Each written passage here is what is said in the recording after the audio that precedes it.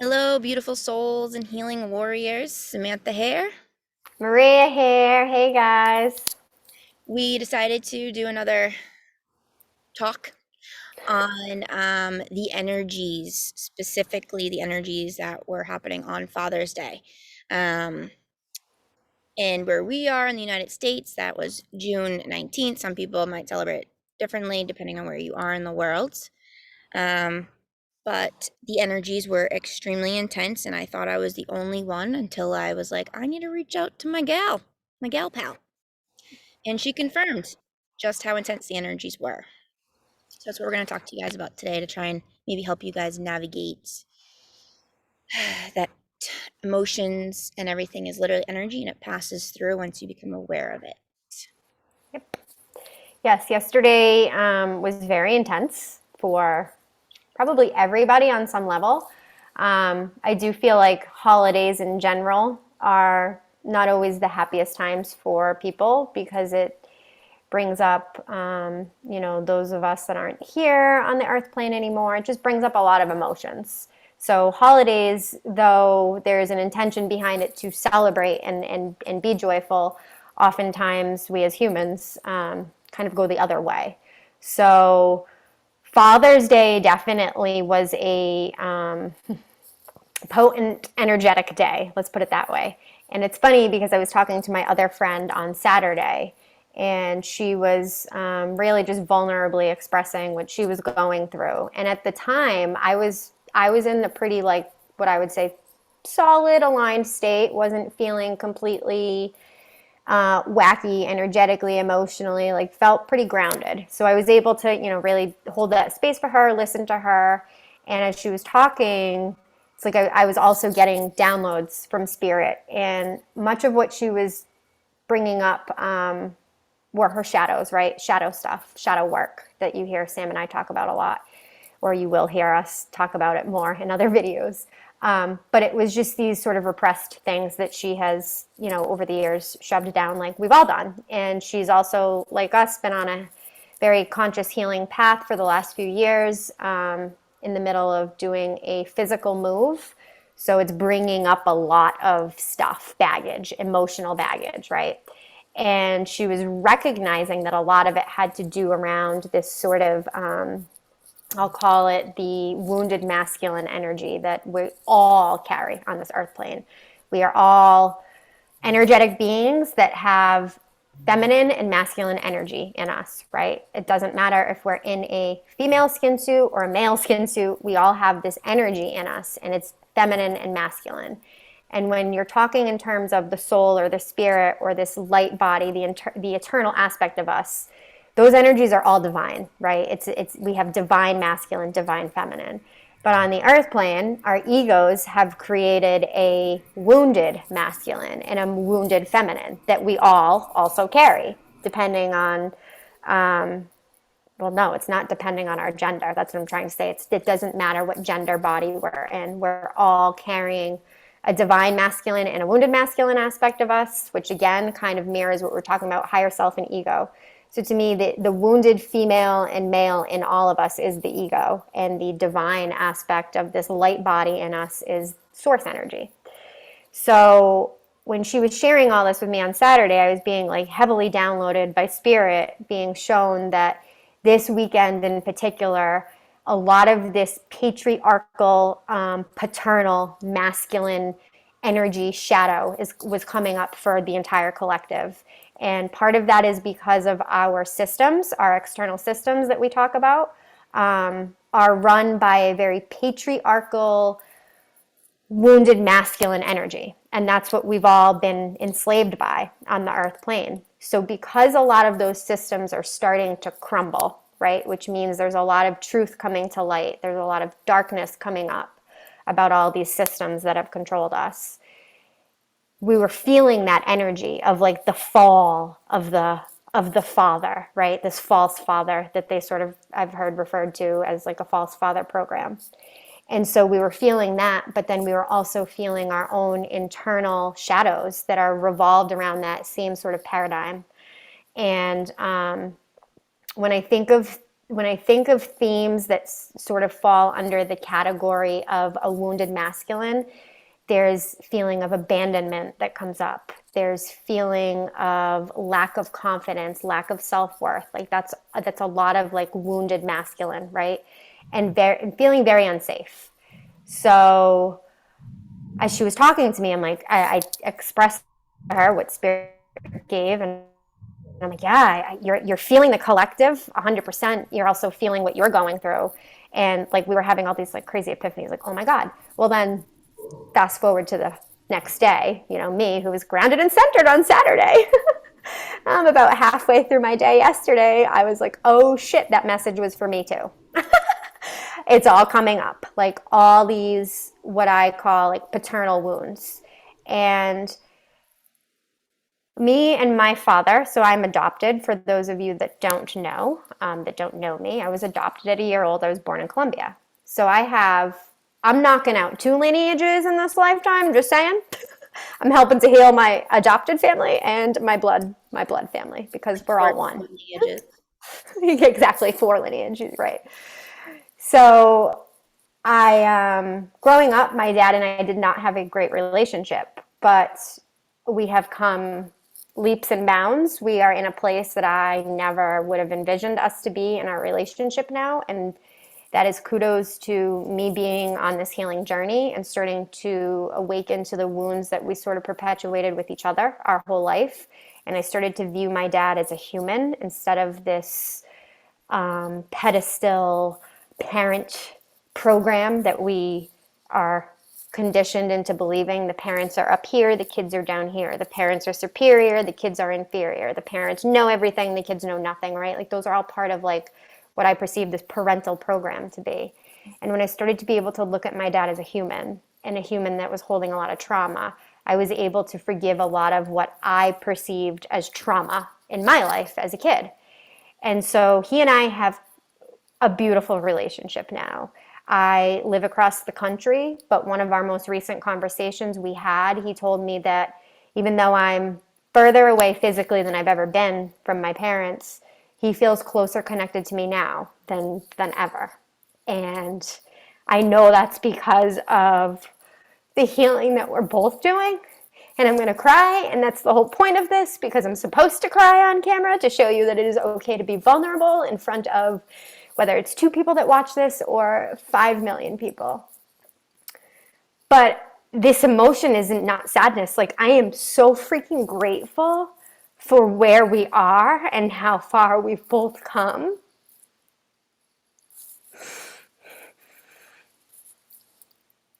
That, like, all of that trauma that we perceive to be trauma, like, I actually can say it was a gift. So when I was like delivering this message to my friend on Saturday, there was a part of me that was like, oh, I've already dealt with the paternal stuff. Like, I'm over that. Like, I'm not going to be triggered by it this time around. Yeah, no. Again, remember, I'm healing 4 lineages. So just because Daddy V and I are good, does not mean I don't still have unresolved issues inside of me that have stemmed from that paradigm of this controlling, manipulative, patriarchal system that we're all enslaved. So Sam had messaged me yesterday morning and like she was all out of sorts. And I was like, okay, this is good. Like I can be there for her because I'm in a great place. So like, yep, I will tap in when I get home from the shelter and yeah, everything will be good. And then before I even got home, because I volunteered at an animal shelter, before I even got home, like my energy started going. I started unraveling, and the unraveling started to happen really fast throughout the rest of the day. And then by probably 7 o'clock my time last night, I was literally texting Sam, I'm like, what in the actual fuck is happening right now? I think those were my exact words. Because I was like, I am coming unraveled in every way, shape, and form. I am having rememberings of my childhood. I am a lot of, for me, what was coming up that was like unhealed was still this my actual father, paternal father, my blood related father. There was a lot of fear that was coming up around that. And I have been shown by spirit, as has Sam, how I was conceived.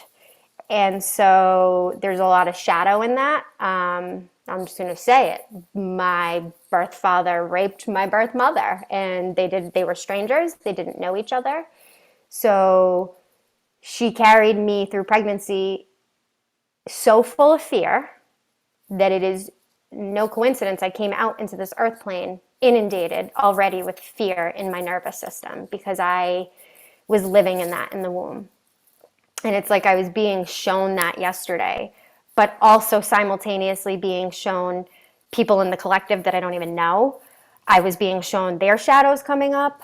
It was to me, it felt almost exactly the way I felt when I went through my very first spiritual awakening about 4 years ago. I was like, how in the hell am I right back to like the worst dark night of the soul again? Like, I've been doing nothing but shadow work since I woke up, right? Like I've been so focused on doing shadow work. How is there any more shadow? But there's always more shadow, right? Because there's always more light that we can embody. And the more light we embody in this body, the more shadow comes up because it has to be released. It's just an aspect of light, right? But I was getting very frustrated, which was only perpetuating the whole feeling of it yesterday because I was going into like judgment zone of judging where I was at in my journey instead of just allowing myself to just feel it all because it was extremely painful. Sam and I have talked before in previous videos about how I feel everything in my body. I've always been somebody that's been in body my whole life, so everything hurts in this body when it's of a low vibration. So it's like yesterday I felt like I was all diseased again. Like everything that I had healed, I'm like, why is it all back right now? Like and tenfold. But then my thoughts and my emotions were also mirroring it. Like my thoughts were so out of control. Like my mind was unraveling. And then my emotions that were following the thoughts were like making me sick. Like I didn't know if I wanted to puke, if I was going to pass out, if my limbs were going to fall off. Quite honestly, like everything, I felt like I was dying.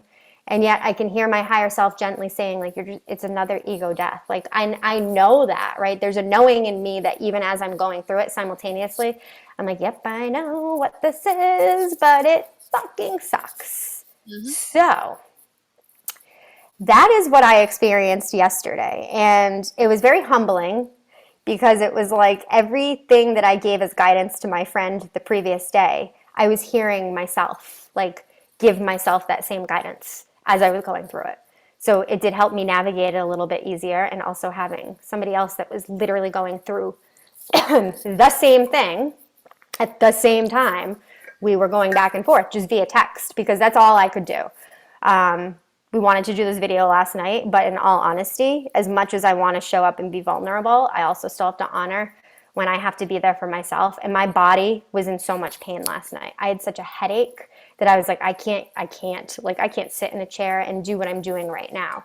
So it wouldn't have really been of service, certainly wouldn't have been service to me or anybody that watches this, but I can still allow myself to break down in this video because I'm in a much more grounded overall space today, but it doesn't mean I'm still not feeling what I was feeling yesterday. It's just the magnitude is a lot less because I allowed myself to feel all of it.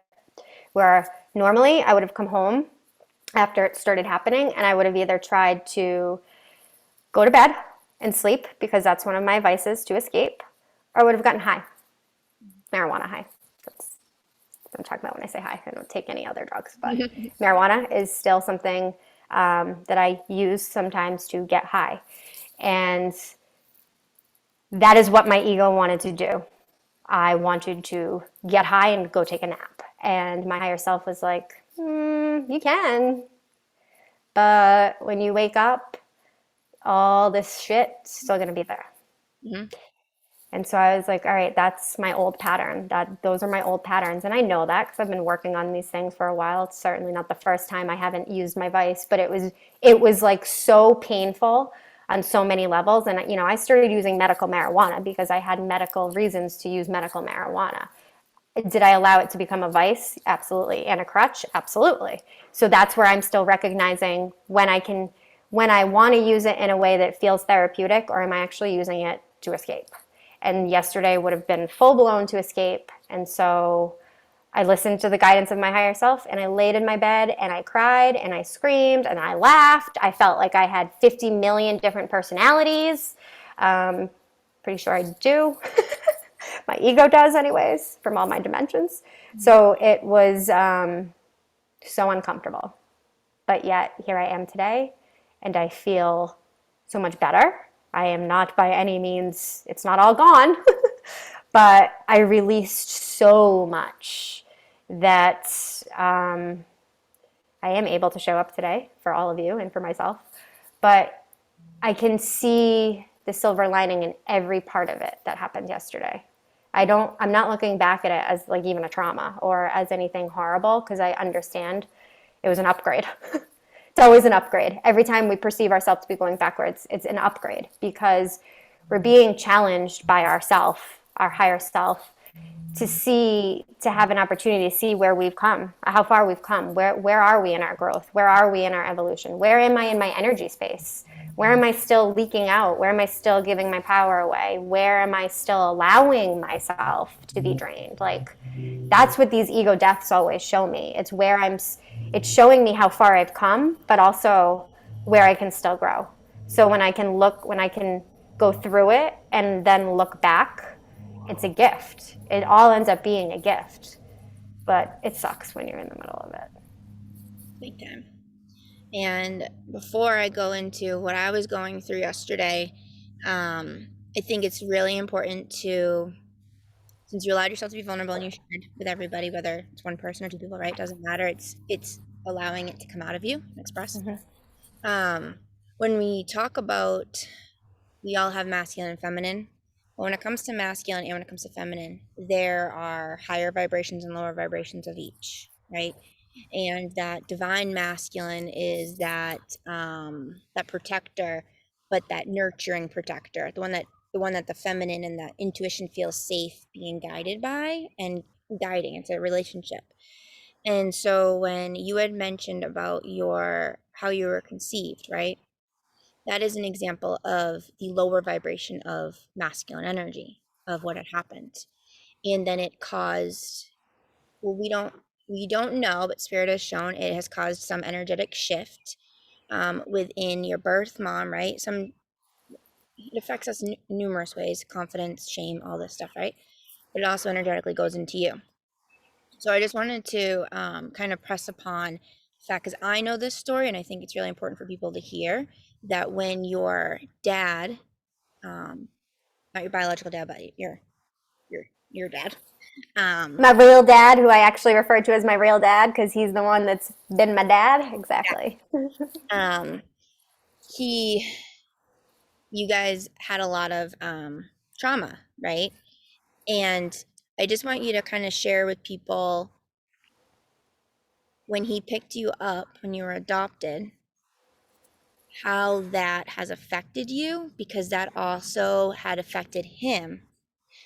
But it was because you were unconsciously energetically wounded from that masculine that was a low vibration, and that has transcended, and now you've become aware of it, and that's been really a huge part of your healing with you and your dad.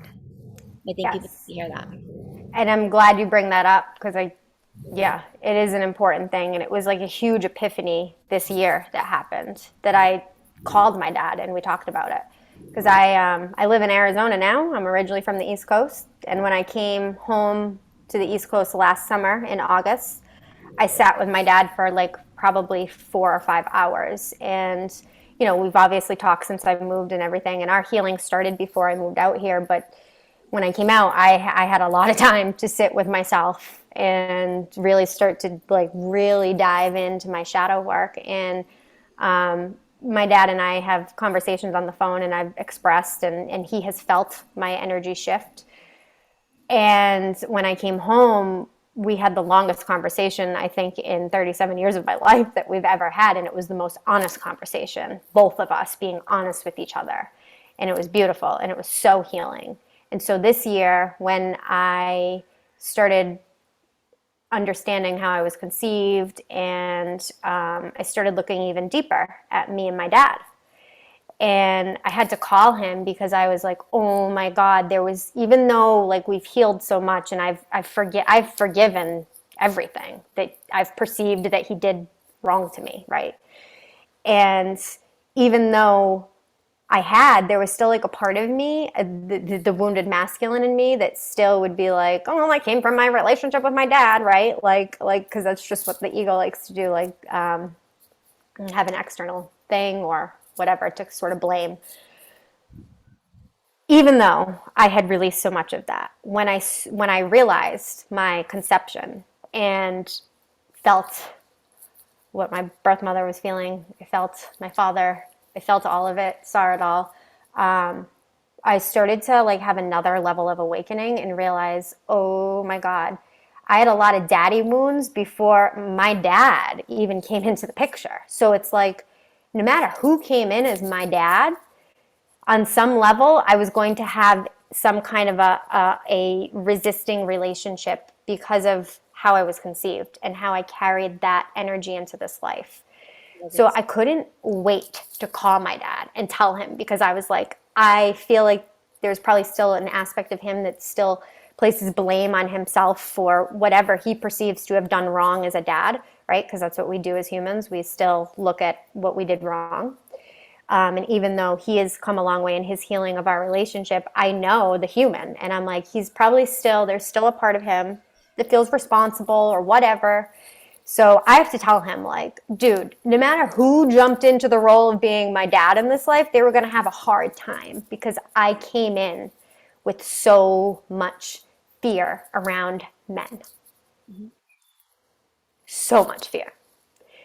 And so I called him and I told him, and like I was crying, but I was like so excited because I was like, this is going to help him to release like another layer of guilt he's probably holding. And it's going to be like another layer of healing for us. Like, this is amazing. And it was like, he was so appreciative and in shock, but yet not. Like, what was weird is that he said everything made sense to him, which a lot of this stuff doesn't make sense to people. And I'm telling him, yeah, so like spirit showed me like how I was conceived. And he's just like, what? And I'm like, yeah. And then when I told him, because there's this inner knowing, right? So then even though the mind is like, that's just crazy, he felt what I was saying as truth. So Mhm. he was like, it makes sense to me. Like, I feel, I understand.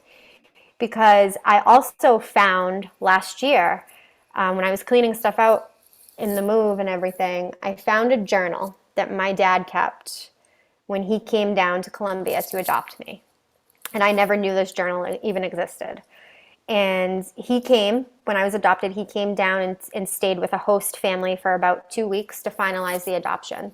So at that point, I was moved from the orphanage I was in for a year and moved into a family.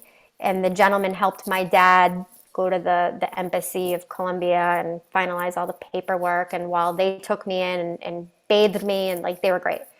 So we stayed with them for 2 weeks. And my poor father, no matter who was around, they'd hand me to him and I would scream, like scream at the top of my lungs. Like, I was in so much fear.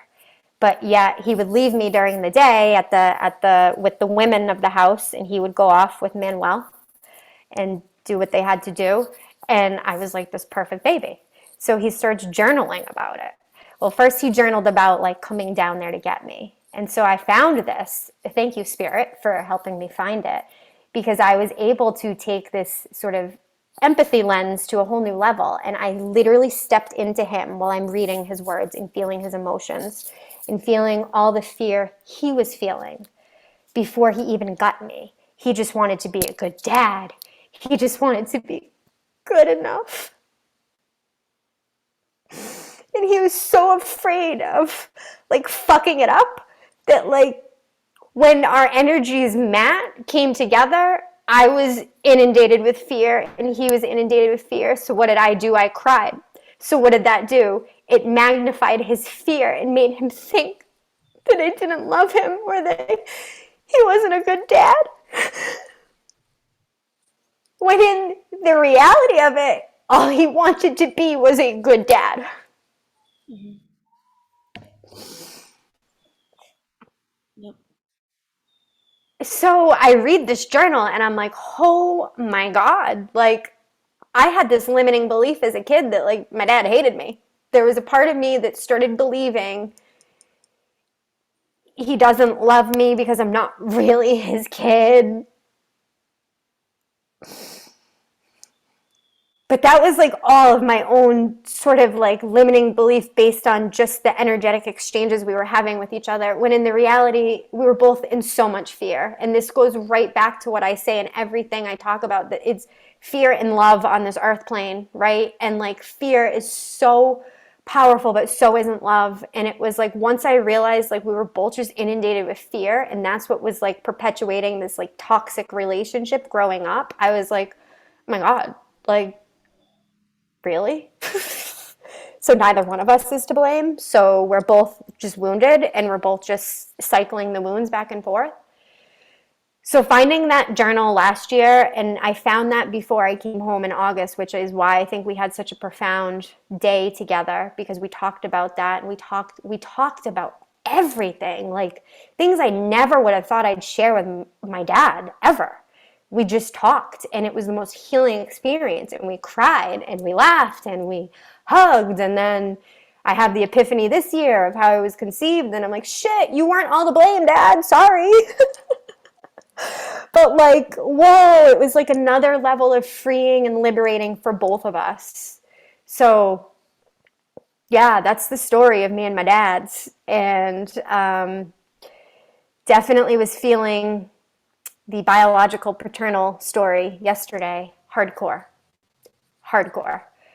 Still feeling it today, but it's moving through, because as I'm able to sit here and share, I know it was all a gift. I chose that biological mother. My soul chose that whole thing. And people are probably going to get triggered by this, but this is how I understand the journey to work, the spiritual human journey. We choose everything. And I chose it all. And when I can really start to accept that, like knowing that is one thing, but getting yourself to an acceptance of choosing it, that's a whole nother level, because then you start to feel free. Then these like things start coming off of your shoulders, and like weights are being literally lifted, because you are at an energetic level of acceptance for all that was and all that is right now. And when you can get there, that's where healing really, really starts to feel empowering. All of it is healing. The pain that's also healing. It doesn't feel that way to the human that's judging what healing is supposed to feel like. It's the whole journey of it was healing, but it's like when you reach that acceptance level, that's when, at least for me, like I'm starting to feel very liberated, and another level of healing has happened in my body, because I've accepted that it was all a choice, and it was all to help me break free. Anyone listening, when we play this, just give me a big hug. Um, because that was really beautiful, and I feel a lot of people really need to hear that. Because the reality of it, there are many people who have been conceived by trauma. And what's going on in the world, one of the distractions is everything around abortion and stuff, and taking away rights, or controlling what you do if you get pregnant. And that is the lower vibration of masculine energy, the control. And what Maria is talking about is that liberating. That liberating feeling is when you're feminine and you're masculine are like, yes, like, oh, okay, yeah. Because her dad was like her real, like, not biological, her real dad now, right? That was the loving energy of the masculine. He went there. He was guided by, yes, his wife, but he also wanted Maria too, right? And that is the divine masculine, going there, listening to his intuition, listening to his wife, who's also just a love bug. Mariella, love her. Anyways, another topic of moms, but um and went there and wrote, he journaled out his emotions. That is a healthy divine masculine thing, because you're allowing your emotions rather than sit inside. You're making it tangible, you're bringing it out. The masculine is about bringing it out and doing what the female, which is like our emotions, is bringing up. Okay, so her dad was what she just told is a perfect example of the divine masculine energy. And it's really beautiful because you were able to see kind of like, not the divine and then the divine. And yes, And I'm so glad you just said that, because even though like I know that, you just saying that is like another epiphany. Like, oh my God, you're right. That was him in his divine masculine, because that's why I was shocked when I found it. Like my dad, he'll probably watch this, but so I I did. know he won't Your be other upset by this. But growing up, I mean, I was a very emotional being, like hardcore. Still am, as you can see. And that's where I started suppressing a lot, because I felt very unsafe to express these emotions, especially to my dad when I was younger.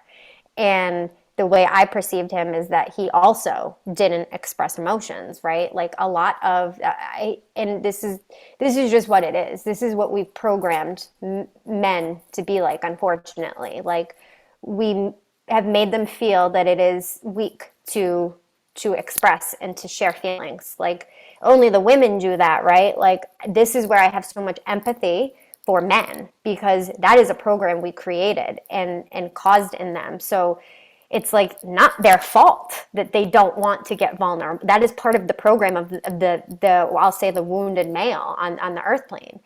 And so when I found that, I was like, my dad, like expressing something and in writing, like this is like what? This isn't my dad. So again, how much did I really ever know my dad? It was another like, wow, I guess here I was just judging based on my single experience with him as the daughter, right? Like, how much did I really know my dad? And that's when I started saying, I need to look at my parents as humans, because they are. They're humans, right? And I'm just so glad that you said that, because that's another like, holy shit, you're right. That was him really owning that divine masculine and expressing in words in a journal that who knows if anybody ever read it, was ever going to read it, but he was writing it out that he was scared as shit to come to be my dad, Mhm. and that he just wanted to do it right. He just wanted to do it right. And you know what's funny? My whole life, that's all I wanted, was to do it right in his eyes. I just wanted to do it the right way. Fuck, and there's still a part of me. There is still a part of me that just wants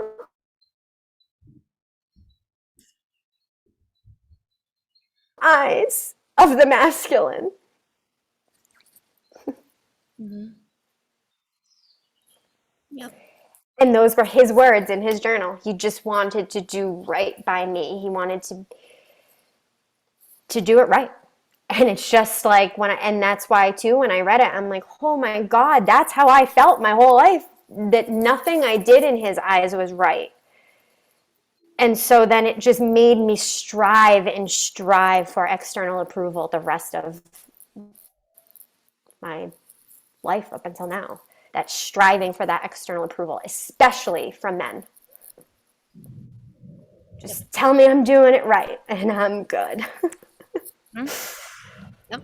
And then So, power. yeah, still healing that. I think we're gonna be doing that for a while, Maria. Yeah, I know. At least I know it now. At least I'm very aware of it. Yeah, that's the beauty of it. That's the gift. That's the gift. And like, I have so many things coming up right now. Um,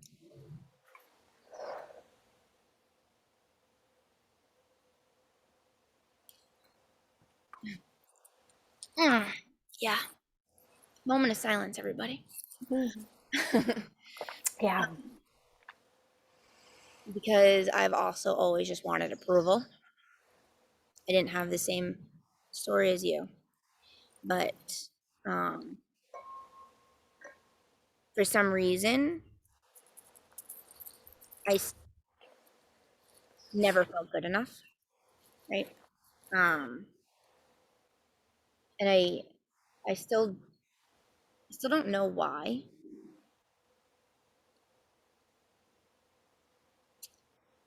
Like I have an understanding, but like I don't know where that original wound, like where it came from. But I know that when my mom was pregnant with me, she was not in a good mental state. And I know that they were moving around a lot. And, my dad's always been, which I admire in him, but I can see how it's chaotic. He comes up with an idea and he's like, gotta do it. And then he does it and he doesn't really like get anyone else's approval. He doesn't, it's just like you expect people to like just to go with it. And I do that too. Um, just like Maria's first, no, we'll go into that later. Friggin' mirrors, don't you love it? I mean, I do it too, but I'm like aware, like maybe I should check in first before that's very irrational. Um, and so I admire that in him, but I also like know that there's a balance. And that happened while I was in the womb. And there was my parents partied. They weren't expecting me, um, on a sense. And I know my mom was diagnosed with like a brain tumor, and well, they thought that she had a brain tumor, so it caused a lot of fear. So they only got married so my mom could be on his insurance.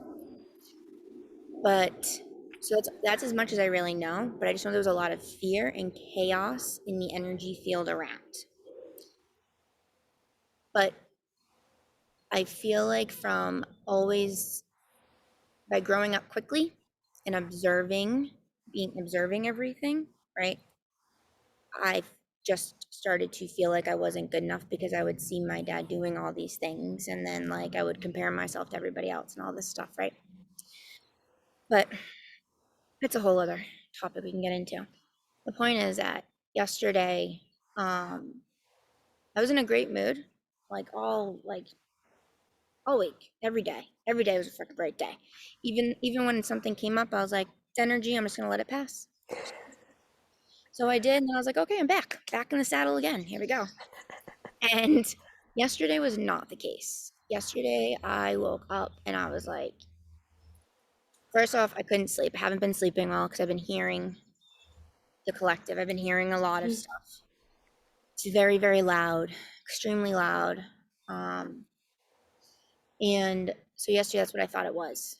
So, oh, it's Father's Day. Like, great, get to hang out with my dad today. It's gonna be good. And I didn't want to get out of bed.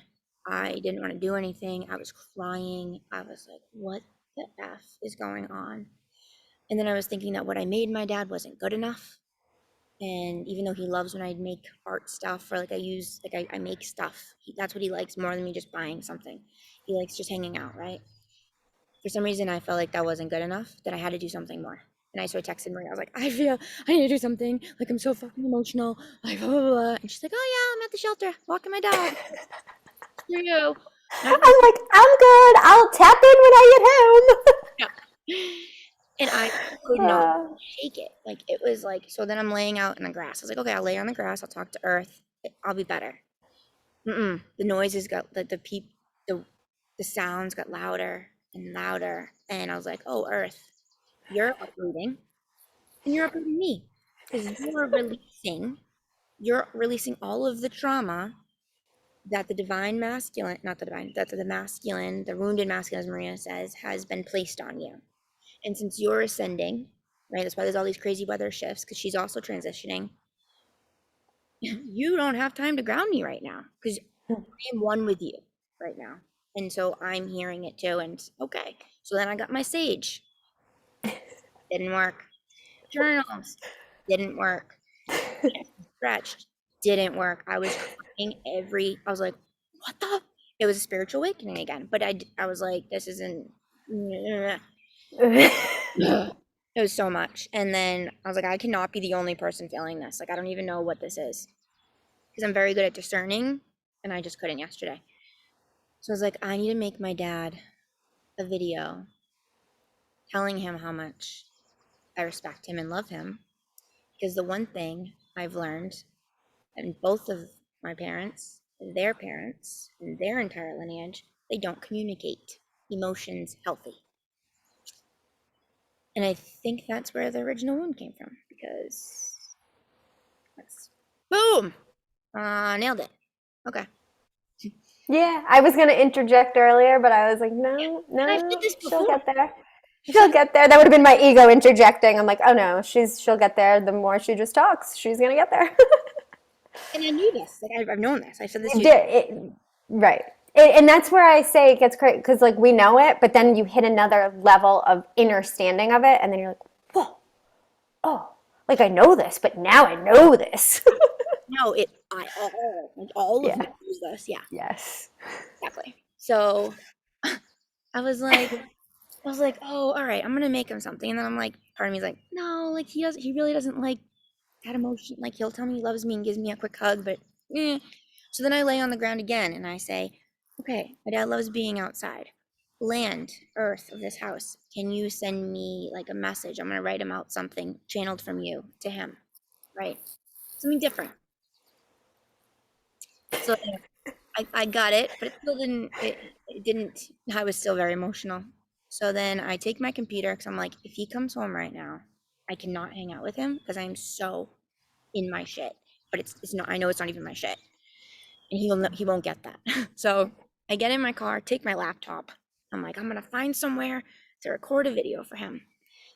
And as I'm driving, I'm like hearing all of these not just female, but males like, help me, love me, I miss you, like all like just so much collective around not feeling worthy, like feeling less than love. And so I go into Christmas tree shop and I was like, oh, I'll just buy a frame, I'll come outside and make the video. And then I realized I didn't measure the paper. So I started crying in the frame aisle and I'm like, oh my God. And then I'm looking at these women who are like flipping through looking for their shoes and they're yelling at each other, trying to find their shoes for their men in their life. And they're crying. And I mean, I'm crying and they're just pissed. And I'm like, what the? It was like I was in a time warp, whatever. So whatever, I bought stuff. And then I get in my car and I make the video. As soon as I hit record, I'm bawling my eyes out. I'm like, Happy Father's Day, Dad. And I realize I just have to keep going. I have to keep telling him why I'm making this video for him. And because just like Maria said, um, not only men are they told to like don't be emotional, right? But us females too. You're labeled all these things if you're too sensitive and if you share too much, right? Or if you don't share and like you speak in a tone that's not like loving or oh, you're a bitch, right? There's no like it's like a spectrum, and it's like no wonder why we're all crazy. Legit. Yeah, like, Legit. and this is like me and Maria crazy without drugs. Like we don't, because drugs just numbs it, and then it gets louder. Yeah. And when I mean drugs, I mean prescription stuff, Yeah. also alcohol and other stuff too. But anyways, another topic. So I'm sitting there, and my father, he's always loved me. Like I've known that deeply. And anytime something was happening in the family or something was going on, he was the first person I contacted. Unless it had something to do with my health, I went to my mom. Many reasons for that. And I've realized a lot that when my dad wants to share with me things, it doesn't come out in a healthy way. And it's hurt me a lot. But I've learned that he can only meet me where he's met himself. He can't, like, and he doesn't realize that what he's saying is hurtful. He doesn't know because he's not trying to do it because he's genuinely coming from a loving place, but he doesn't know how to communicate because his parents never had a healthy communication with him or with each other.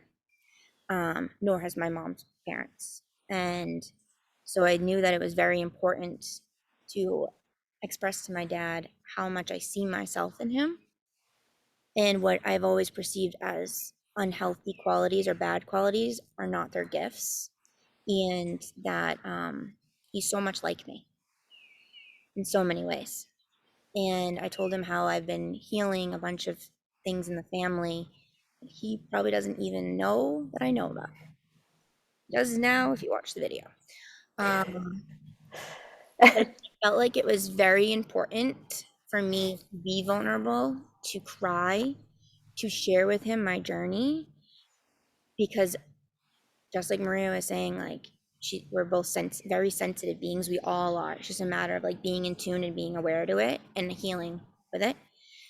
That I've always been an observer, so I know when something's wrong with him. He won't admit it. I know when energy's off. I know, but I know when he's doing things behind the scenes to better himself, but he won't talk to people about it because he feels also not worthy.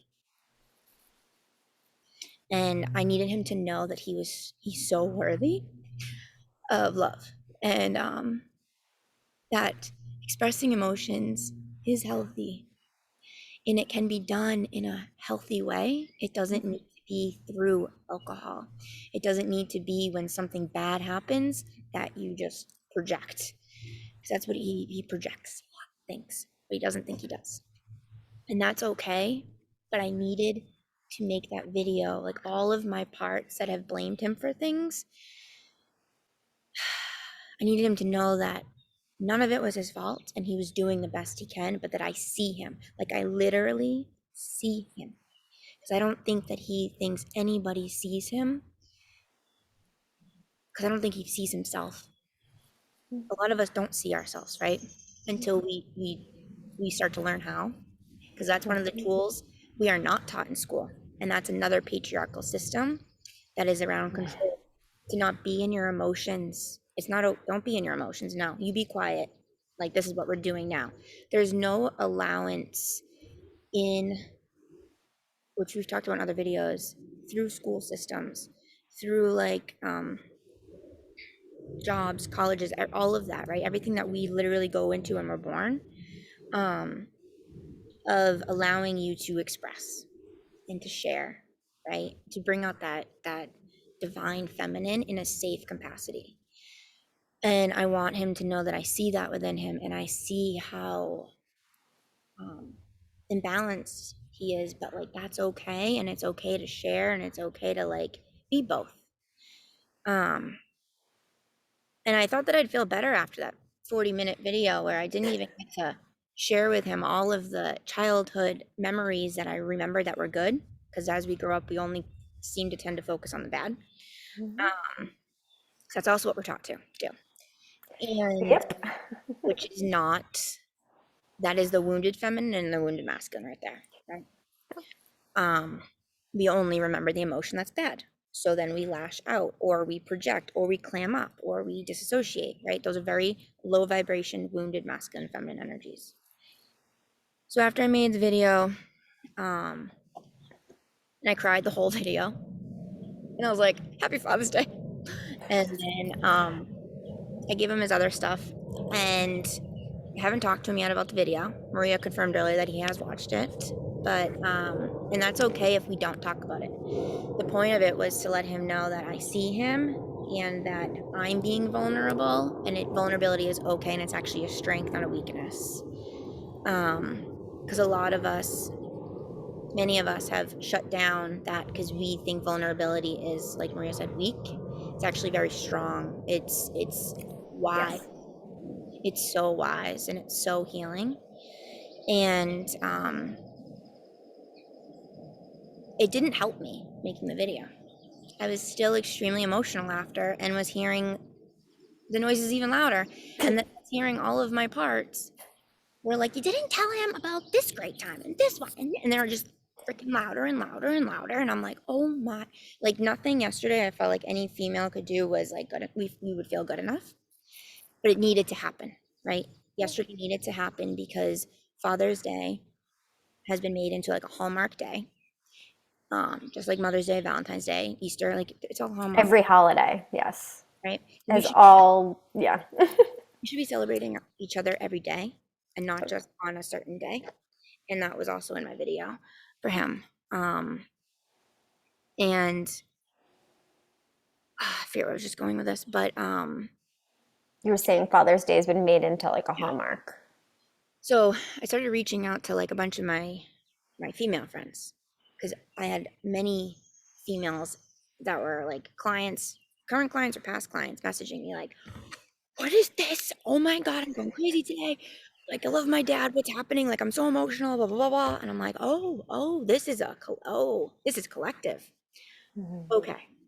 And once I found out Maria was going through it too, I was like, oh, good. So, no offense, but I was just like, thank God, because we usually can feel it the same thing at the same time. So I'm like listening to Earth, and she's showing me all of this like almost like smog or like black kind of smoke coming up from Earth.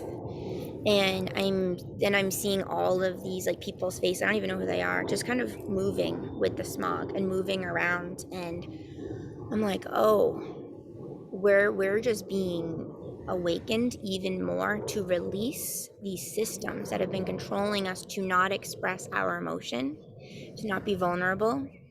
And I bet a majority of us really don't know our parents. And I bet they don't know us. And I needed my dad to know me and to know that I see him. And I want to know him. And I want to talk to him in a healthy way and communicate. And I want him to know it's okay to him to come up to me and be like, "Hey, I just ate a box of donuts." Or I don't know why I always use donuts as an example, but I don't even like donuts. Um, That's I funny. like Krispy Kreme, but like that's about it. But you know what I mean? Like I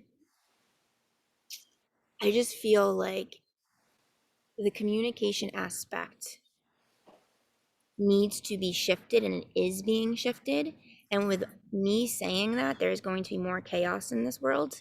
And I think that's the majority of what Maria and I are talking about and what we were feeling yesterday, Mhm. because males are also affected by their fathers, right?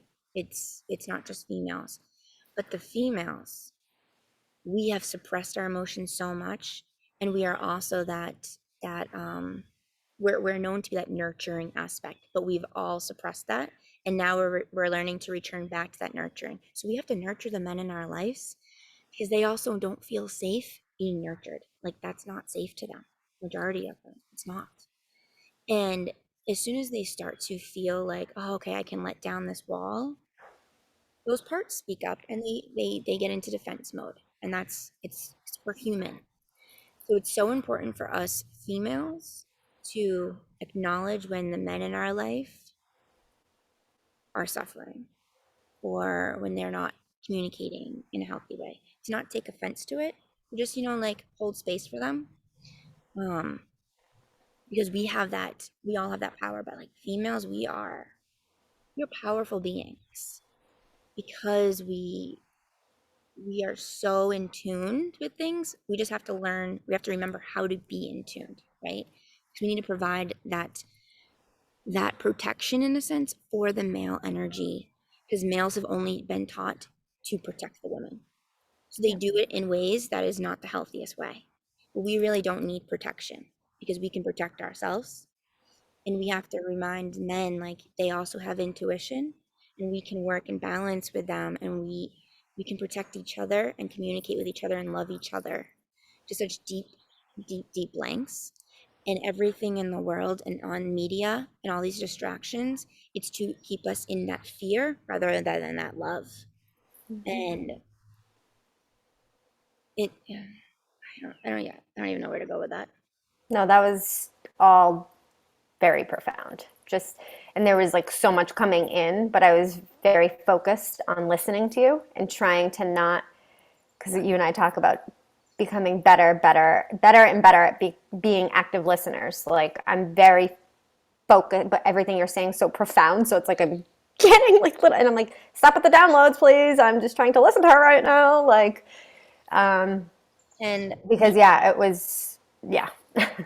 with for instance, just because Maria and I we couldn't say this with the medical field, because we're both nurses, it's very masculine, wounded masculine driven. Um, Correct? Yes. And that's right. So that was a couple of things that were coming through. Huh? One thing before, because I'll lose this, because Go. Go. uh, I know. shit, oh God, I just lost it. Nightingale, Healthcare. um, Florence who's, Nightingale. yes, Florence. oh my God, the cutest little chipmunk. Hey, Chippy. Yeah, Florence Nightingale, Squirrel. right? If you research her, she's not one of the only pioneer women that really wanted to bring safety into healthcare and looked at healthcare, or looked at health as a she looked at it differently, right? And she was all about the empathetic and compassionate nature of healthcare. Mhm. How along the way that's changed. It's now money driven. Here's a pill. Like, you need this in order to do this.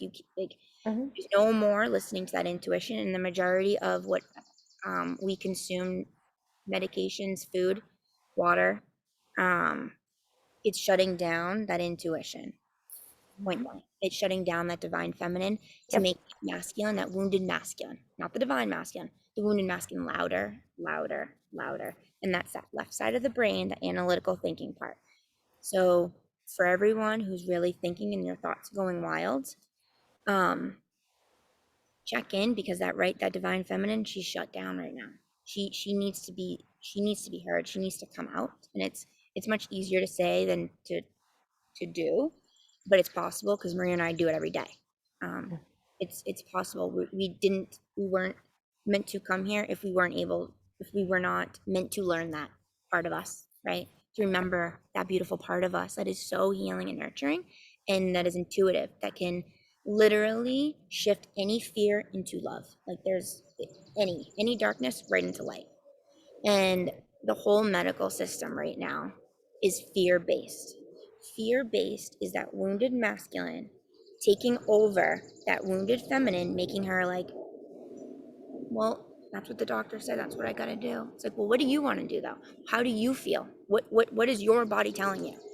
We don't know how to connect to our bodies anymore.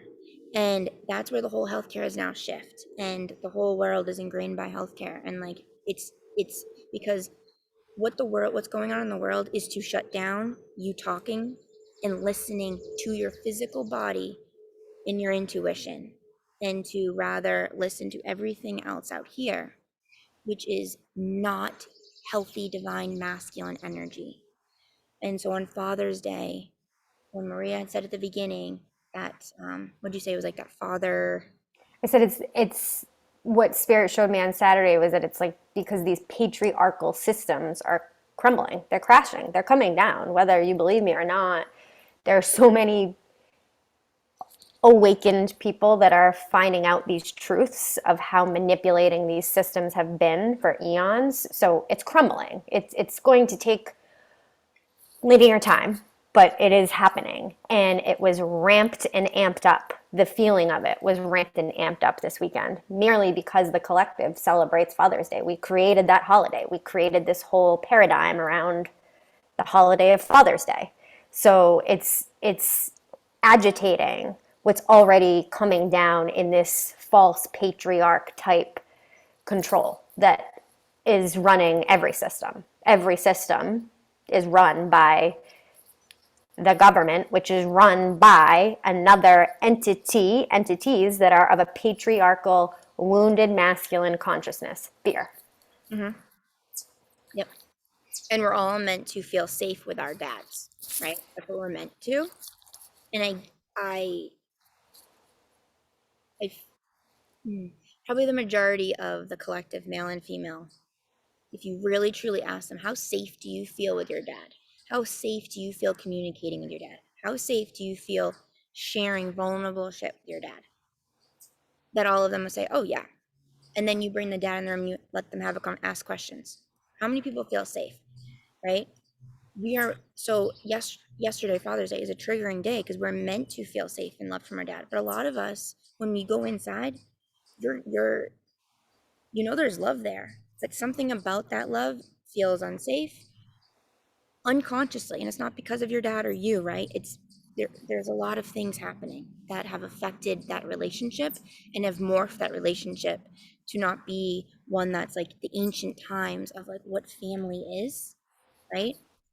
And a lot of times too now, like parents are working, so they can't be there for their kids a lot, like because the government has made it hard for people to survive unless you make so much money and you work so many Hmm. hours. You know that our brain literally can't function after like 5 hours of like intense work, but yet people have to work 12 hours. Like, it, how does that even make sense, right? And then you're working just to put food on your table and gas to go to work and back. Like then you have to pick up time to bring your kids to things and do events. Like it's like there's this control. It's a cycle of control.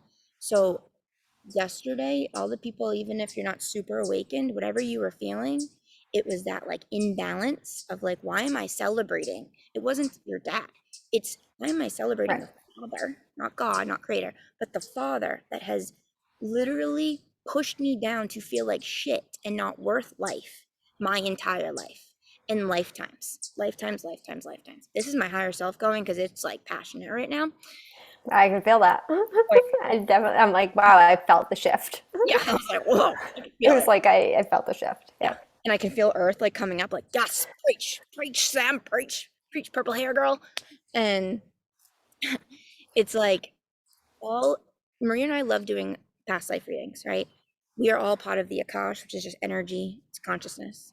We love doing past life readings because it brings awareness to people of what happened to them in the past to know that they are not their trauma and that they can heal from it, right? And in majority of the past lives I've seen with females, there has been some form of wounded masculine energy that has caused them trauma. And when I say wounded masculine, remember it's not just males. It's the females that can be wounded. Thank And you for saying that. yeah, it's I was about to go into that. females that don't use their throat chakra properly that feel like they need to put people down and make themselves feel better. Like there's all these, you can go into that whole wounded thing, right? But for instance, last week, this woman, she wanted to know about something with her neck. She's like, I feel like I've been hung before. And immediately I was shown that she wasn't hung. Um, her, her sister now was her mom in another life, okay? Was jealous of her compassionate, empathetic gifts of just connecting and like doing healing, that she went and told these people about her sister, about her daughter's gifts, and to have her killed.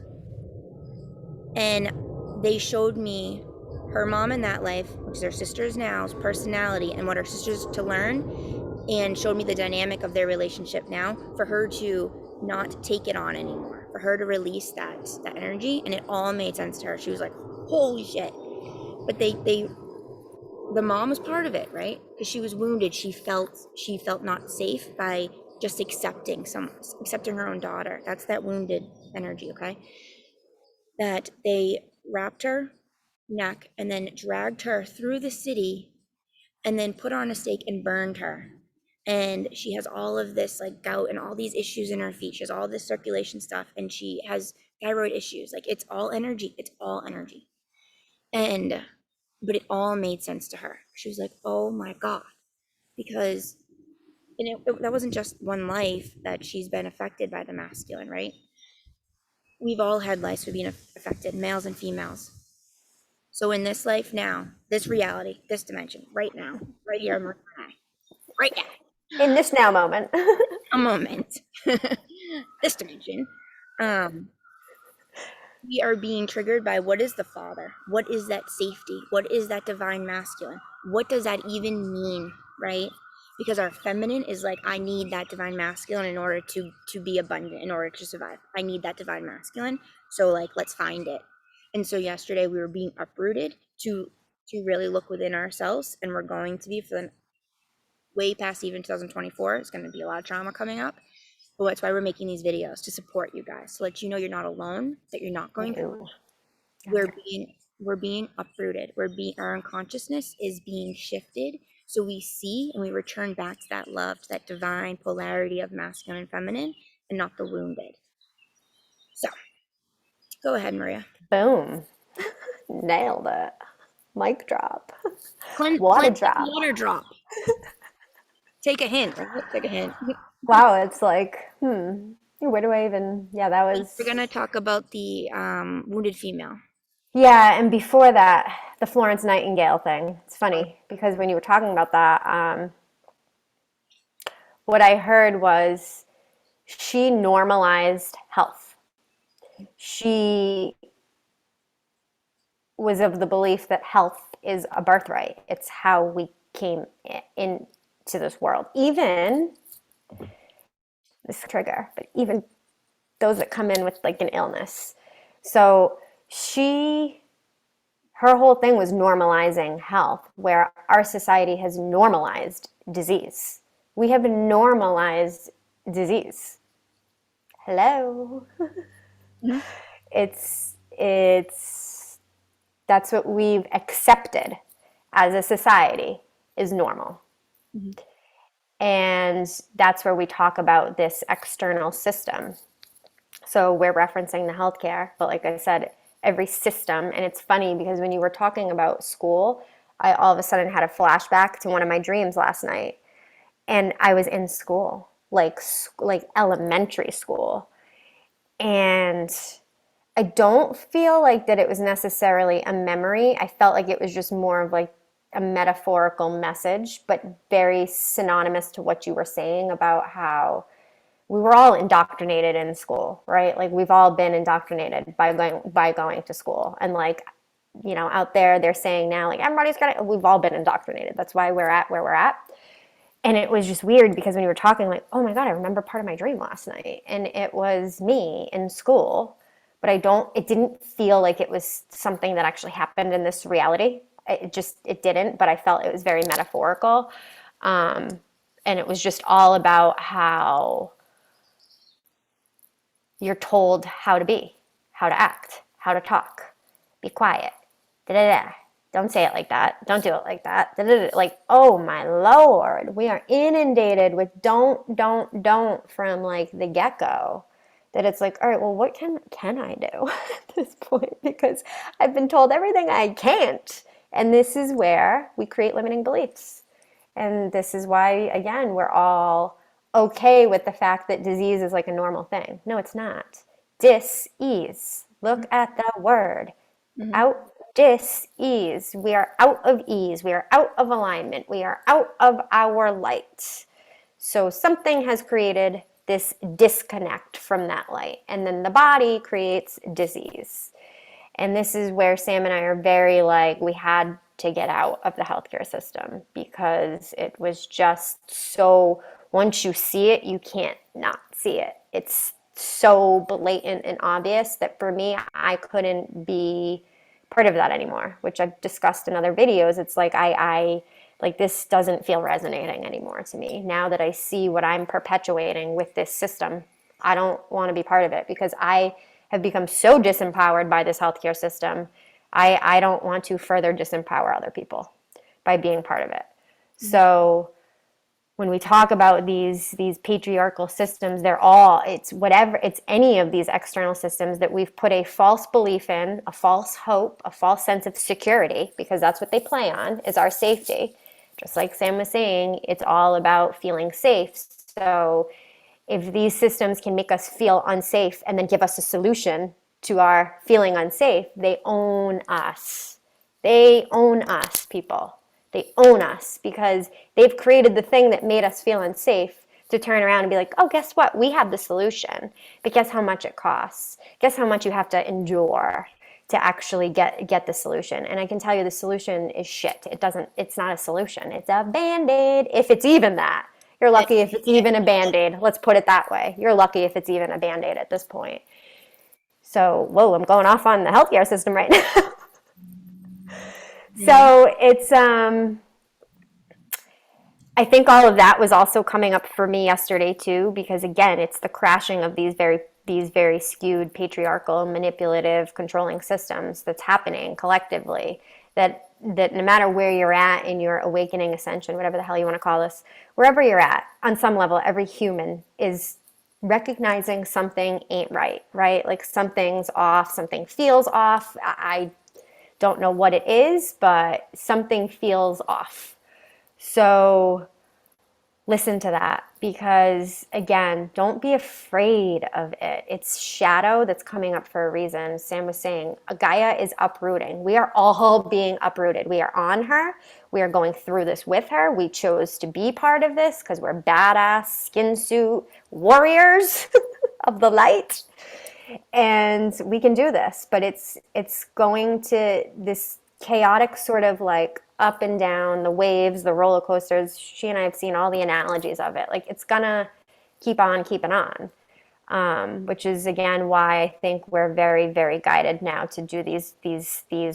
And I'm personally in a place, me, that I can do this now, show up in a way that I can be vulnerable and cry on this and not give a flying F what anybody thinks. I don't care anymore. I don't care because again, it's like that dream I had. I cared so much in school. I wanted to be the good student. I wanted to be the good friend. I wanted to be the good employee. I wanted to be the good everything. But dude, that gets exhausting because I'm just taking everybody's like do this, do that. That's good. That's good. That's obedient. That's compliant. That doesn't rock the boat. And like a lot of us have been following in that same path because again, we just want to be good. We're all good, guys. Like we come in good. We're good. But we have to allow ourselves to also feel that which we perceive to be the bad Mm-hmm. because it's not. It's when we label it bad or negative, that's just a label. That's how we're perceiving whatever the situation is or whatever anything is, right? So I'm digressing because there was like so much coming through when you were talking, but Well, I go ahead. no, the wounded aspect of us all, right? This male, female, masculine, feminine, and I feel like Sam clarified too, because men that watch this are probably going to get triggered AF. This is not about like, I don't perceive myself to be a feminist. Let's put it that way. I'm not like, yeah, women. Like, no, actually, the irony is most of my life I hated women. And this is Truth. probably, I actually hated women. And I'm realizing that what happened with me with my masculine wounds is what I actually started to anchor in the wounded masculine into me, and that's how I started showing up. So in my workplaces over the years, especially as a nurse, holy toxicity. Wow. I've never been in more toxicity than when I worked with a whole bunch of women and nurses to boot. Like, yep, people that watch this are going to get triggered, but on some level, you all know I'm right because Jesus, like every place I worked, it was so toxic and that female toxic that in work, I could absolutely, and anybody that watches this that ever worked with me will be like, yep, she was like that in work. Because again, remember, if you've watched any other, that was the only place I had any sort of confidence was in work. So in work settings, I absolutely could give it back in a wounded, what I perceive wounded masculine way, like the angry way, and I'm not with patients, obviously. This goes with coworkers. And I endured a lot of what I believed at the time, perceived at the time as attacks from people I worked with, females, a lot of that. And so how did I react? I reacted the same way. And I just perpetuated that. And I perpetuated this victimized mindset that I don't deserve to be, I didn't ask for this, but on some unconscious level I was, because I was also feeding the little game that they were playing with me. Because you know what those people were really showing me was my insecurities that I did not want to acknowledge. I did not want to feel them. And that's all they were doing for me. They were coming in as these role players of my life that were trying to show me where I was very insecure. And their insecurities were so loud to me that it was so obvious to me that they were insecure, but I couldn't own my own insecurities at the time. So I played in their game. I played in the toxic game. I talked shit. I talked shit about people. Like, I did. And it was shortly after that that I started getting really, really sick. And then when my awakenings started happening, I started connecting a lot of dots. And it was like, whoa, like, wow, I played in that and I own that. So anybody that ever watches this that worked with me, I say this from the bottom of my heart.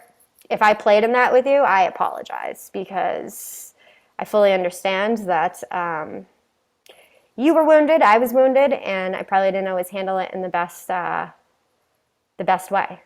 I don't know why this is coming through, but I think it's coming through because this is me honoring and acknowledging the wounded masculine in me. And guess what? I'm a female. So this is why this is coming up, because I think it's so important that anybody that watches this is that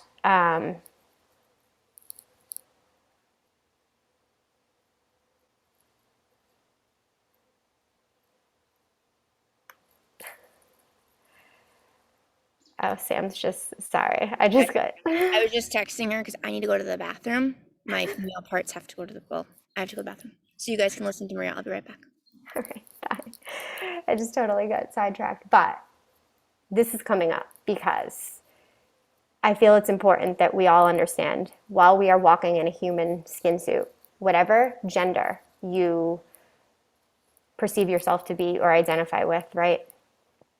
No matter what the body is or what you're feeling, we all have masculine and feminine in us. And we all have the divine aspect of that energy, and we all have the wounded aspect of both of those energies. So, this is by no means a male bashing video because I love men. And the irony of it is when I really started adopting this sort of hatred for females pretty young, I wanted to like be a male. And I'm understanding part of that was my need for acceptance of the male from the male, that I was very much a tomboy in my early years. It's like I wanted to be one of the boys. I wanted to hang out with the boys. I only wanted to do boy things. Granted, I also had an older brother who I idolized and loved so much that I was just like, I just want to be a boy. I just want to be a boy. Eventually that changed in like middle school when I started like saying, oh my God, I want to be with the boys, right? And then boys were sort of a vice for me through high school. But I'm understanding that all of those behavior patterns, those were wounded aspects of me from both energies, the masculine and the feminine. So I do believe that while yesterday, you know, a lot of females were feeling it, I know males were feeling it too. I know they were. Because we've all lived many lives, and you can believe me or not, that's fine. We've incarnated in different skin suits, and to me, that's what an old soul is. It's a spirit that has chosen to walk the earth plane in many forms because that's how we gain wisdom. We gain wisdom through experience. We don't gain wisdom by somebody else's teachings. We may resonate with some of the theories or beliefs that people have, but we don't gain wisdom unless we've gone through something. And so to me, an old soul is someone that has incarnated on this plane and other places and had experiences of all kinds, male, female, a rock, a tree, you name it. Everything has consciousness. And an old soul has experienced those consciousnesses. They have seen from that perspective. They have seen through those eyes. They have felt through those energies. So this video is not by any means about that it's all about this wounded masculine, this male bashing type thing. I love men, and my heart goes out to men throughout this whole thing because, like I said, I've really recognized how much we, even as women, have suppressed men. And what have we done? We have suppressed the divine feminine in them. So there is this wounded masculine and female energy floating around in all of us. And I think it's kind of ironic that here I am in a female body, and much of my life, as I reflect back, was me actually projecting a wounded masculine energy because I actually felt safer doing it that way than being the vulnerable female. Whoa. Nailed it. You're watching me have an awakening as I'm having it. It's like, oh Yep. my God, that's why I did that, because I felt safer almost like having that aggression a little bit Yep. in Hmm. certain areas. Mind you, there were many places that I shut way down, as I discussed in my last, like throat chakra was closed. But when I reflect, it was very much so in my work settings where I felt very attacked and felt very unnecessarily attacked, we'll say, that my wounded masculine could come out. Hmm. No problem. But nowhere else in my life did that really ever show. I felt it, but I didn't express it. And so, yeah, we're all embodying both of these energies. That is the whole game of the earth plane. It's this like polarity, the duality of these two energies. When you step out of this earth game, it's all one. It's all one light source that has the divine masculine and feminine merged into it. But in the body down here, the one light source, the one single light spectrum. But while we're here, we chose to play in a game of duality, of yin yang, of light dark, of right wrong, of good bad, male female. That's what we chose on this earth plane. So that's what we're working on balancing and remembering, that, oh yeah, like these are the two energies we separated down here. It's one energy that as we moved down into lower vibrations, but actually more of a physicality, physical matter, like the skin suit is physical matter. It's the skin suit itself is of a lower vibration. It's denser because that's how you can see me. That's how I can touch it. It's a denser vibration. But inside of it is the divine masculine and the divine feminine, which on the other side is all just one light. It's all one light. We are one. We are one, my people. We are one, but we came to a place that we were like, let's try this game where like we make one whole bunch of separate things because that sounds fun. Because we've lived as the one, right? And then we're like, let's break that one into two things, and now let's break those two things into an infinite amount of separation. That's what we're dealing with here, is the illusion of separation on the earth plane. And Hmm. it is a strong illusion that we chose to play in. Yeah. And I love that you just had that epiphany, because as I was going to the bathroom, I was like, I've played a lot of defense in my life. And Same. yeah. And for instance, when Maria and I met, I was on the defense. Yeah. I was learning what an empath was, right? And but what I was really doing is learning how to keep my energy, or like, not let people into my energy space as much. Like, don't be so trusting of things. Boundaries. Yeah.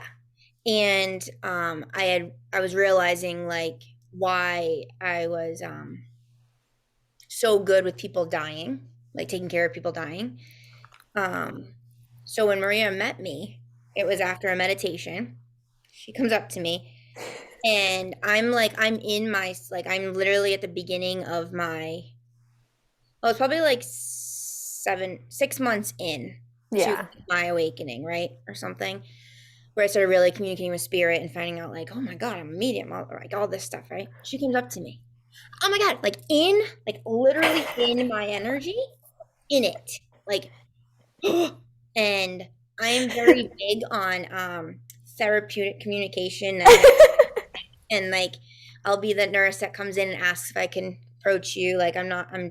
So she was very, to me, to one of my parts, intrusive.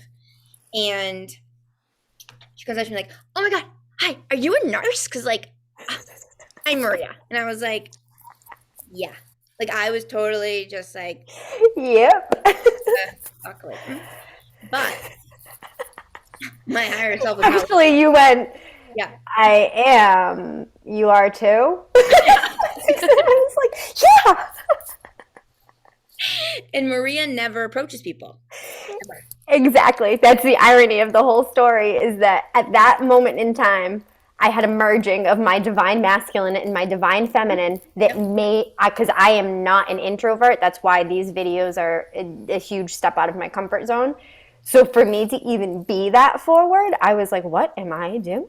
But I was, the divine masculine and feminine were like, just do it. So no thought came in. And I could even, I sensed her reaction. And then I was, like, okay, that was a little like that was a little intrusive, but I'll go with it. Yeah. And then look, we're best friends. So Yeah. it was, she followed her guidance, and it was great. But like I was like that with many people. Like I'll approach you, I'm very approachable in a sense. Like if I see someone in the room, I'll try and like approach you to like make you feel comfortable, which I'm learning. I don't gotta do that's not my job. It's not my job. But that's how I used to be. But in high school and growing up, because of my family, I grew up very quickly. Um, it wasn't their intention. It was just the role I felt like I had to play. And I always felt because I didn't feel good enough for me, but I didn't know that at the time. I was very defensive when people would say something to me or about my family. I was on the defense. It was like I was projecting unhealthy. I was coming from that wounded feminine and I was coming from that wounded masculine. Um, my father also, um, growing up, which I mentioned in the video. I hope I did. I think I did. If there was a blowout or something would happen, he projected, not in the best way. And then immediately, like after I'm like mad, I slam the door. I'm already out here and I want nothing to do with anybody. He comes in. Oh my god, I love you. I'm so sorry. It was this very whoa. So you're not mad at me? Like I didn't fuck up? Like I'm confused. And it was very I felt very hot and cold. Same with my mom. I would ask my mom. I love both of them. There's a lot of healing that's been done since childhood. But I would ask my mom if I can go hang out with my friends or bring me. And no, no, no, like what immediately like attacked me. But I know she didn't mean to, right? She was doing her own shit. But so it was like I would just shut down and not want to ask anybody for anything. I was like, I can do it on my own. And that's the mentality I literally that's Maria knows that's my mentality. But now I'm She's realizing breaking it. She's breaking that in so many levels and layers. and now I'm realizing that mentality was the wounded masculine. But I always have listened to my intuition with things, and but I didn't sometimes follow them out in the healthiest way, right? So I was listening to the intuition, but I wasn't nurturing that feminine, but I was listening to it and then I was doing without pausing, because I thought that's what you always had to do. And I grew up in a household that would scream at you and then immediately, oh, I'm sorry. It's like, so what is it? Like, what is it? It was hot and cold, hot and cold. In every relationship with a man that I've ever been in, as soon as they would yell at me or say something or put me down, I would immediately shut down or I would scream back because I felt like I needed to be heard, I needed to scream over them. And then eventually I was like, I'm done screaming. Like, I'm not. So in my later 20s, I would just not say anything and then they would get mad, right? But I realized I do not want to grow up. I mean, I do not want the rest of my life to be one that is so dysfunctional attachment, right? I want healthy attachment. And the first way to learn that healthy attachment style is to learn it with yourself. And in order to learn that healthy attachment style, you need to understand the different like the diversity in the masculine and feminine that's within all of us. And going back into the loop of why we started this video, which is around the energies of the patriarchal systems. Patriarchal, a lot of people don't even know what that means, but it's really like the father. It's the patriarch, right? You have what's the female? Matriarch. Thank you. I was like, what's the female? Um, but it has that church connotation, has that spirituality Yep. connotation. I just church. I know. But when I was outside, they were like, you have to talk about this, you have to talk about this. Um, because a lot of people are afraid of spirituality. They're afraid of their femininity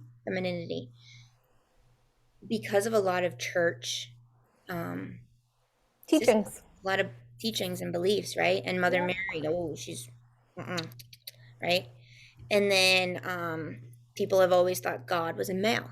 So there's always been this like thought, this belief, like men And that it's equal. superior, because that's what we're taught, that Yep. this God is superior to us, right? With, again, another system within the system that has brainwashed us into this patriarchal superiority above us. So Mhm. that thing is judging us, but um, it's also responsible for the good. That's why we pray to it, but it's also responsible for the bad. That's why we blame it. Like, yeah, Mhm. so So disempowering. mhm. So twisted. And I grew up Catholic. I went to Same. Catholic school, and I none of it made sense to me. Um, Mm-hmm. and we can talk about this another day, but the main energy of it is the patriarch, the systems. It's all in that superior of the man. And none of us know that we have man and female in us, even though like our gender is different, is like one thing, right? Um, the church, no matter what religion, okay, literally, like Maria was saying, fear and love, it's the same thing, just like different spectrums of light. And churches and religions is like to find that love, right? Thinking that love is outside of you. So they put fear into you to find that love, right? Or I have to confess my sins like I'm two. Like, come on, man. No. Like if God is love, like really what it says, if you really look at the Bible or like the different testaments, which are all distorted based on who wrote it, right? But like, or if you go Mm-hmm. back to ancient wisdom, you go to like the Egyptian tombs, never physically been there, but um, Telepathically, we have yes, seen a lot there. Seen a lot there. yeah, there's so much wisdom in there about what God is and the true divinity of love. And religions have contorted that for control, just like with the medicine, right? You're not born Mm-hmm. healthy, right? And it's so ass backwards. Like, take your ass, put it on your head. I mean, come on. Like, let's just, what? It's so ass backwards. I mean, I just had a weird vision of like Me everyone too. walking around with an ass on their face. It's funny. It's like, but and I remember going to my religion teacher. 9/11 happened in religion class, and that's when I was like, no coincidence there. And my religion teacher did not like when I said that because I didn't even know why I said it, but it came over like the TV and the overhead, and we all had to go to the auditorium. I remember sitting Oh right, yeah. yeah, Funny how I remember being in school and they made us watch all that, right? Because yeah, again, we're being indoctrinated by something that our government created, but that's okay. yeah. Anyhow, continue. So my religion teacher is sitting behind me because of that comment I made, and I just I could feel the fear. This is before I knew kind of everything that I am, and I was just watching it, and I was like, and this is gonna trip people. I'm like, this is bullshit. This is bullshit. And I don't mean the trauma that happened. It's not what I mean. I don't mean that like what happened was wrong and that people died. That's bullshit. That's not what I'm saying. The energy behind it of what was happening and how it happened, I truly felt that was bullshit. And I was like, there's something behind this that is of that patriarchal, wounded masculine doing something. Something is happening and I can't explain it and I can't tell anybody because they're just gonna think I'm nuts, right? Like, come on. And more people are becoming aware of that. But it's been happening since before that. Oh That God, yeah. right there's this as soon as one fear thing gets brought out into the world, and then it kind of dissipates, just like fads do, right? Like bell bottom jeans. Here comes another thing. Here's another thing to keep you in fear, just when you think you're getting better, right? And that's what the religious and the majority of churches have done. But it's not their fault. It's just what it's just like It's just what happens, right? Like people want power, they want superiority without realizing what's really superior is meeting someone as an equal. That's superior. Meeting someone as an equal, no judgment, and just loving them and listening to them, that's superior shit right there. Not controlling someone to make them feel so little that like they don't exist and they don't matter. Cause like that's bullshit. Like that's ass backwards. Mm-hmm. And the church systems, I've seen many lives of uh, trauma through the church. Really, really, really, really, really, really, really, really, really deep trauma. And spirituality has been twisted to be looked at as something negative, and spirits, right, are looked at as bad. This stuff that Maria and I do, that's energy, which we are all energy, right, is looked at as bad. It's looked at as witchcraft. It's looked at Voodoo. like which, but it's not. It's actually medicine. It's medicine. Medicine is love. Love is medicine. And the church and those systems that have made you believe, had made all of us believe that God is above us, which I mean, in a linear etheric sense, I guess it is, right? But As above, so below. yeah, there you go. Um, that you have to chase something in order to be accepted Mm-hmm. since the beginning of time. And that's not really what, that's not living, guys. Like that's chasing life rather than being present and being like, I'm just gonna like allow myself to be today and not worry about the external stuff, right?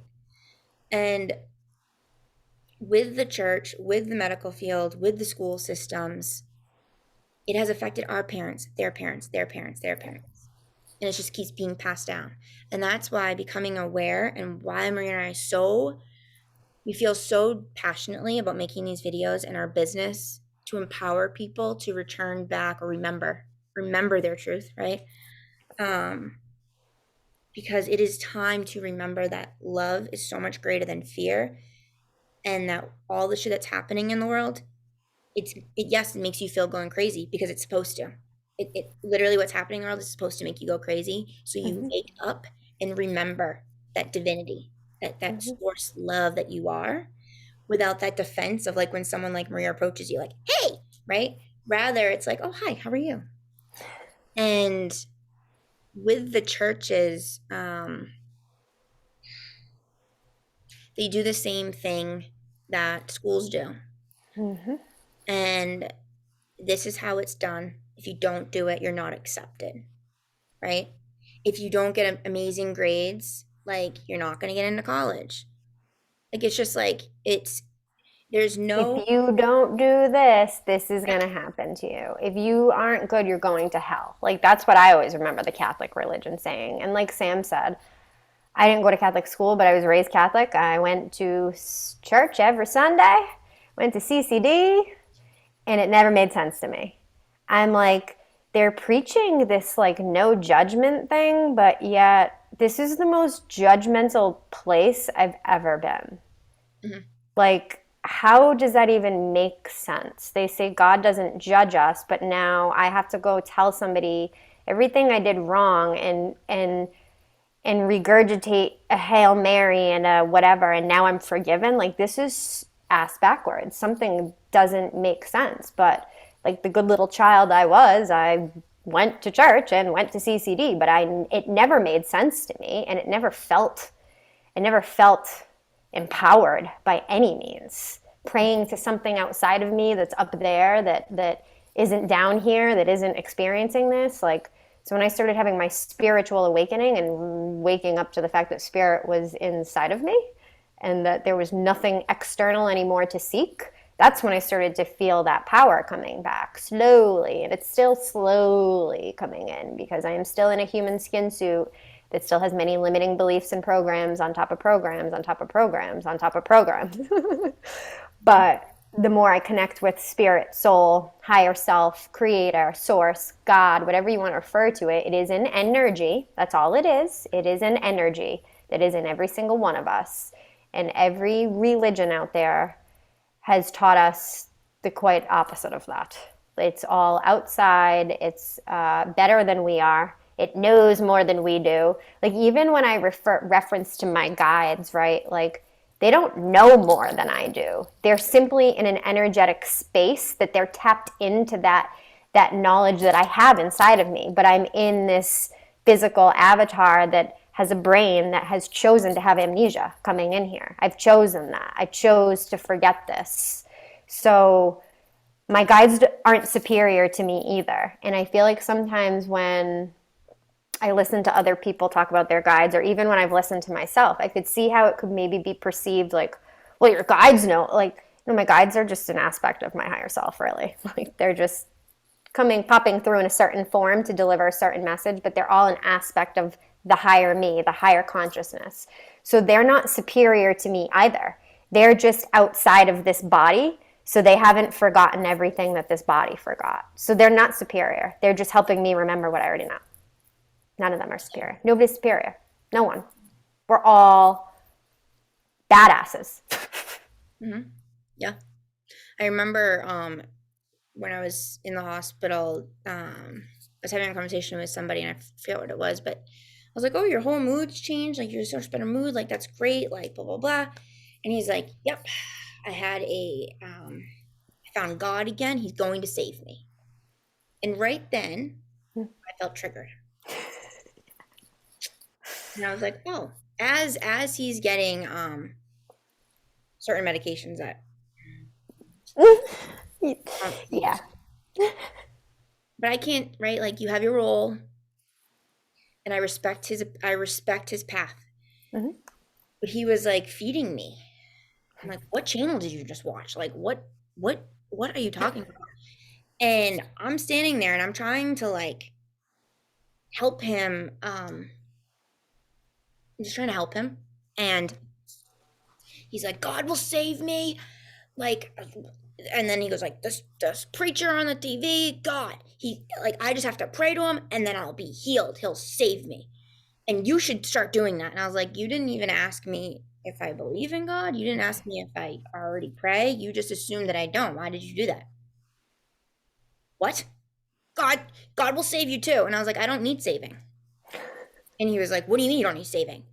Just because you don't have cancer? And I was like, no, because like I'm learning how to save myself and I'm using God as one of my tools. And that's when like I probably shouldn't have said any of that. But I dropped seeds and he looked at me and he was so pissed. And I was like, okay, I'm gonna go. And I was like, just let me know if you need anything. Here's the call bell. Right. And but he requested me to be his nurse again and whatever. So I guess I didn't fuck up completely. But I was just like, yes. You just shared your truth, so you didn't fuck up at all. Yeah. All you did was share your version of your truth. Yeah, Yep. you're right. Um, but you're in this like, oh God, because you want to help them, right? Oh God. And then in my other room, one of my patients, she was in her late 20s, she passes. And the mom literally takes the Bible, flings it across the room past my face, and it like explodes on the window. And I was just like, oh my God. And like total like dynamic, right? And she's like, fucking religion stuff's bullshit. It didn't save her. Da da da da. Like, I've been praying and blah blah blah. And I'm just like, because we are taught that if you just pray, God will save you. It's a matter of you believing, first off, that it's Mm-hmm. possible. And it's a matter of really trusting what is God to you, right? What is that divine feminine to you? What is that? And that divine masculine, what is that energy, right? Because if you are just praying, like hoping for a miracle without actually like incorporating any of the energy or like tapping into what you're feeling, or because also a lot of religions teach you that there's no such thing as reincarnation, right? Or that you can't call in the angels, you can't call in archangels. I had this one woman scream at me, like, don't teach my daughter about archangels. I'm like, she asked me, and you're not my patient, she is. Like, sorry. And that's that masculine energy of me right there. But there was all these dynamics in the hospital, and it was all around like thinking that it was either God will save me, I'll be Yep. okay, or it's the end of Blame the God. Right. Yeah. Like what I was saying. Yeah. That two varying ways of giving our power away because we're putting this through prayer, this faith, but it's not really faith because you're asking for something. You're asking for something from an external source to make something down here better. So that's the yeah, praying is so misunderstood too. Yeah. Um, And when but we just want to clarify too, right? Praying, we pray every day, but we do it in expressing gratitude. mhm, And so we're not saying don't pray for things because that's not what we're saying. It's being aligned with what you're praying for, what you're asking for, what you're expressing gratitude. Like being aligned with it, believe that it's possible. Because when you get your energy on board with what you believe, yes, miracles can happen and you can manifest miracles. what you want. Hmm. Yeah. Exactly. Exactly. Like there's no such thing as miracles. Well, there is. I believe in miracles. But when you just went like this, because it's like people think a miracle lives outside. A miracle is actually just becoming aligned with who you are in source and believing that anything is possible, that you're a limitless being. That's Hmm. a miracle. Hmm. And it's not anything that's superior to you. Hmm. And going back to Father's Day, fathers, the father is not superior. So Father's Day, the energy of Father's Day was not triggering because of your fathers, right? It was the energy of what the label Father. father Right. is. Yep. That the Mother Earth and our all of our parts and aspects of ourselves have been shut down in order to believe that this label controls who we are. That's why the Hmm. energies are extremely powerful yesterday and will get more loud and powerful if you don't understand or you don't allow yourself to be open to that, right? There's more than just that father label. There's also a mother, there's a child, there's a whole being because it's all of you. It's you. Hmm. Yep. And just quickly to go back to the prayer thing a little bit, Yeah, I because didn't mean to again, cut you off. no, it's fine. I was taught prayer obviously through the Catholic way, but also I grew up with a very spiritual mom. Even though she was raised Catholic, there was always a part of her, yeah, that understood it on a much more spiritual level, we'll say, which is why she ended up stopping going to Catholic church eventually too. But so I grew up with prayer, like in my life, or how my family perceived what prayer is and what I perceived prayer. And now that I'm spiritual, which to me just means I'm following the guidance of my spirit, there's nothing else about being spiritual. Again, there's all these labels that we create out of everything, and now spirituality is another one that I'm finding has its own little label and has its own little community, and it's sort of reminding me of religion. Mhm. But to me, being spiritual just means I'm listening to the guidance of my spirit, source energy, the creator, which also lives in me, in my spirit. That's being spiritual to me. So when I started to really become more spiritual and understand energy, because that's all spirit is too, is energy. Everything's just energy. I started understanding when I was praying before, what was I asking for? It was always coming from an ego request. Most Mhm. of us are coming from an ego request. Yeah. Like we just want something to go away. We want the disease to go away. We want our loved one to wake up. We want a whole boatload of money to be dumped at. Like it's all ego driven when we're asking. And then we are not backing it up with the belief that this could ever happen. So we're asking something outside of us that we perceive to be superior to come in, like Sam is saying, to save us, to save our loved one, to fix this situation, right? Like that is the way prayer was taught to us for a reason. It was taught to us for a reason to feed our ego, which again lives in fear. So when people are like, my prayers weren't answered, no, they weren't because they were an ego driven thing that you were putting out that your energetic body didn't even believe was ever going to happen anyways. So you're right, they weren't answered.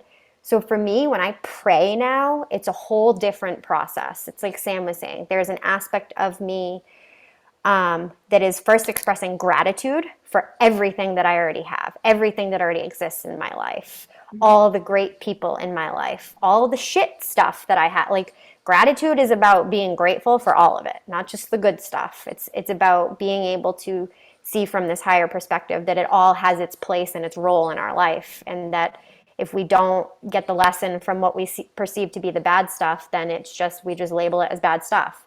But I'm learning to become grateful for all of it. So that is a huge part of prayer for me.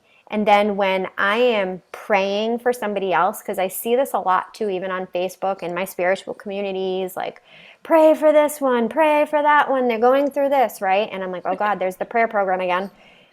The So prayer. I'm like, okay, when I say a prayer for someone else, it's basically like how I set an intention when I do a healing. It's really no different. I'm asking that person's higher spirit, higher self, source energy to give them whatever it is that they need in their healing for their highest and best. So this is going to trigger a lot of people, but it's true. Sometimes if somebody has a disease, right, like that is incurable, like that's actually part of the healing of their soul. So even though they may not necessarily heal that physical disease in the body, there is still healing that can be done.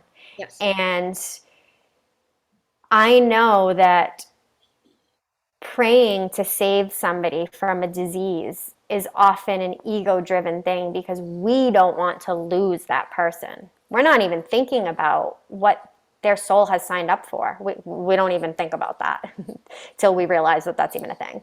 So we're thinking about how our life is going to be affected if this person is gone. Yep. So we're praying for them to heal. Pray for them. Send them your prayers. So when I send people my prayers, I send them my unconditional love. That's part of my prayer that goes to them. I send them my unconditional love, and then I simply set an intention that their spirit and creator is going to help them navigate whatever it is that their soul chose. Because sometimes it's not to keep on living, because I can tell you sometimes they they actually their physical death of their body, but the healing that happens just by sending those true intentional prayers, they heal. They Yes. don't have to then go through this awakening on the other side, because a lot of people will go through this awakening that many of us are going through in this body when they do check out. They won't awaken in the same ways that we have in the physical body. They're going to go through it when they exit the body and go, whoa, okay, right? But that's, for some people, that's part of their healing. That's part of their soul's journey. So I've really learned when I say prayers, they're general. They're general in the sense that I'm not asking them to heal, fix, and save the colon cancer that somebody has. I'm not asking them to take these things away, right? Because oftentimes, and this is really a hard concept to swallow and to accept, but it's in the suffering that we heal. And sometimes the disease itself has to take that person out of their body for them to fully heal what they came to heal from. And because I've been shown this so many times, I know this. And am I still a human that doesn't want to lose my loved ones here? 100%, because that's part of the body I'm in. But I'm also understanding I'm not here to take away from whatever their soul's journey is. And some people have picked some really hard journeys. And I'm learning, for me, this is why I have to continue to allow myself to sort of suffer through the healing process, because then I can show up for people that are in a suffering state in the way that they need me to. And the way they need me to is for me to just be there. They don't need me to say anything, do anything. They literally just need my presence, my unconditional loving presence, right? And so I'm not there to take their pain away. And this is a hard thing, especially coming out of nursing program. The nursing program, not like the school, but like the program of a nurse. We're taught we have to save everybody. We're supposed to heal everybody. And I feel like too, this is why I was drawn to hospice, because I do feel there was always this part of me that sort of knew that. Like, obviously in hospice, you're not saving people. Like, they have a timestamp per the system that Mhm. they've accepted. So I'm there to be there for them in those, I don't even like to call them final days because they're still alive. We're all still alive till we're not alive. And even then, we're alive. The body might have checked out, but our consciousness is very much always alive. It just Save that transitions. human skin suit in that. Exactly. Yeah. Exactly. So I've learned for me in this that as uncomfortable as the suffering of the healing process is, it's inevitable, first of all, and it's necessary for me to be able to show up for everybody else that's going through their own suffering, whether it's a physical suffering, mental suffering, emotional suffering. We're all going through suffering. And I'm not here to take people's suffering away. I'm not here to actually take the pain away. I'm not. I can't. I can't even take my own pain away. I have to let it move through me. So how the hell am I going to be able to take somebody? I'm not supposed to. That's not my role. Is my role is not to save them. My role is to be present for them when Mhm. they want that loving presence, because that's healing them. That's helping them to heal them. No matter how we perceive it on this earth plane. Some people, and I will share this real quickly because it's relevant to what we're talking about, but I want to actually, it was my first psychic fair that I did in December, and I had the very first client that came over to me. He asked if I could do healing on his friend who lived in Florida who had pancreatic metastatic cancer, Mm. so a very aggressive cancer. And my first response was, well, I need her permission before Yep. I do anything. But what he was actually asking of me, he wanted me to heal her, right? And I was already shown while I was first, I got the okay from the friend, and then I went in, and I knew her body was going to pass. I knew it was going to pass from this. But what he did by coming to me helped her heal on so many levels before she exited the body, That's a because the prayer. messages that came through were like, I'm getting chills as I'm talking about it, were so profound and healing in themselves that, yeah, she didn't get rid of the disease, but she wasn't actually meant to in this life. Right. Not while in the body. Like, the disease was the healing, and that's what's effed up about a lot of this, people, because it's going to sound very ass backwards too, but it's the disease was the healing for her. But him coming to me and her getting this huge emotional healing that she got, she was able to pass so much more peacefully and Yes. not get stuck. Like, Sam and I do psychopomp, and we help souls that, and that'll be another video that I'll just, for lack of better terms right now, they get stuck in between realms because their consciousness is just stuck in an egoic type of stuckness. She didn't get stuck. She went very peacefully and gracefully. And I have since worked with that same client at the fairs again. He comes to me now every time. And then we've done sessions now on Zoom.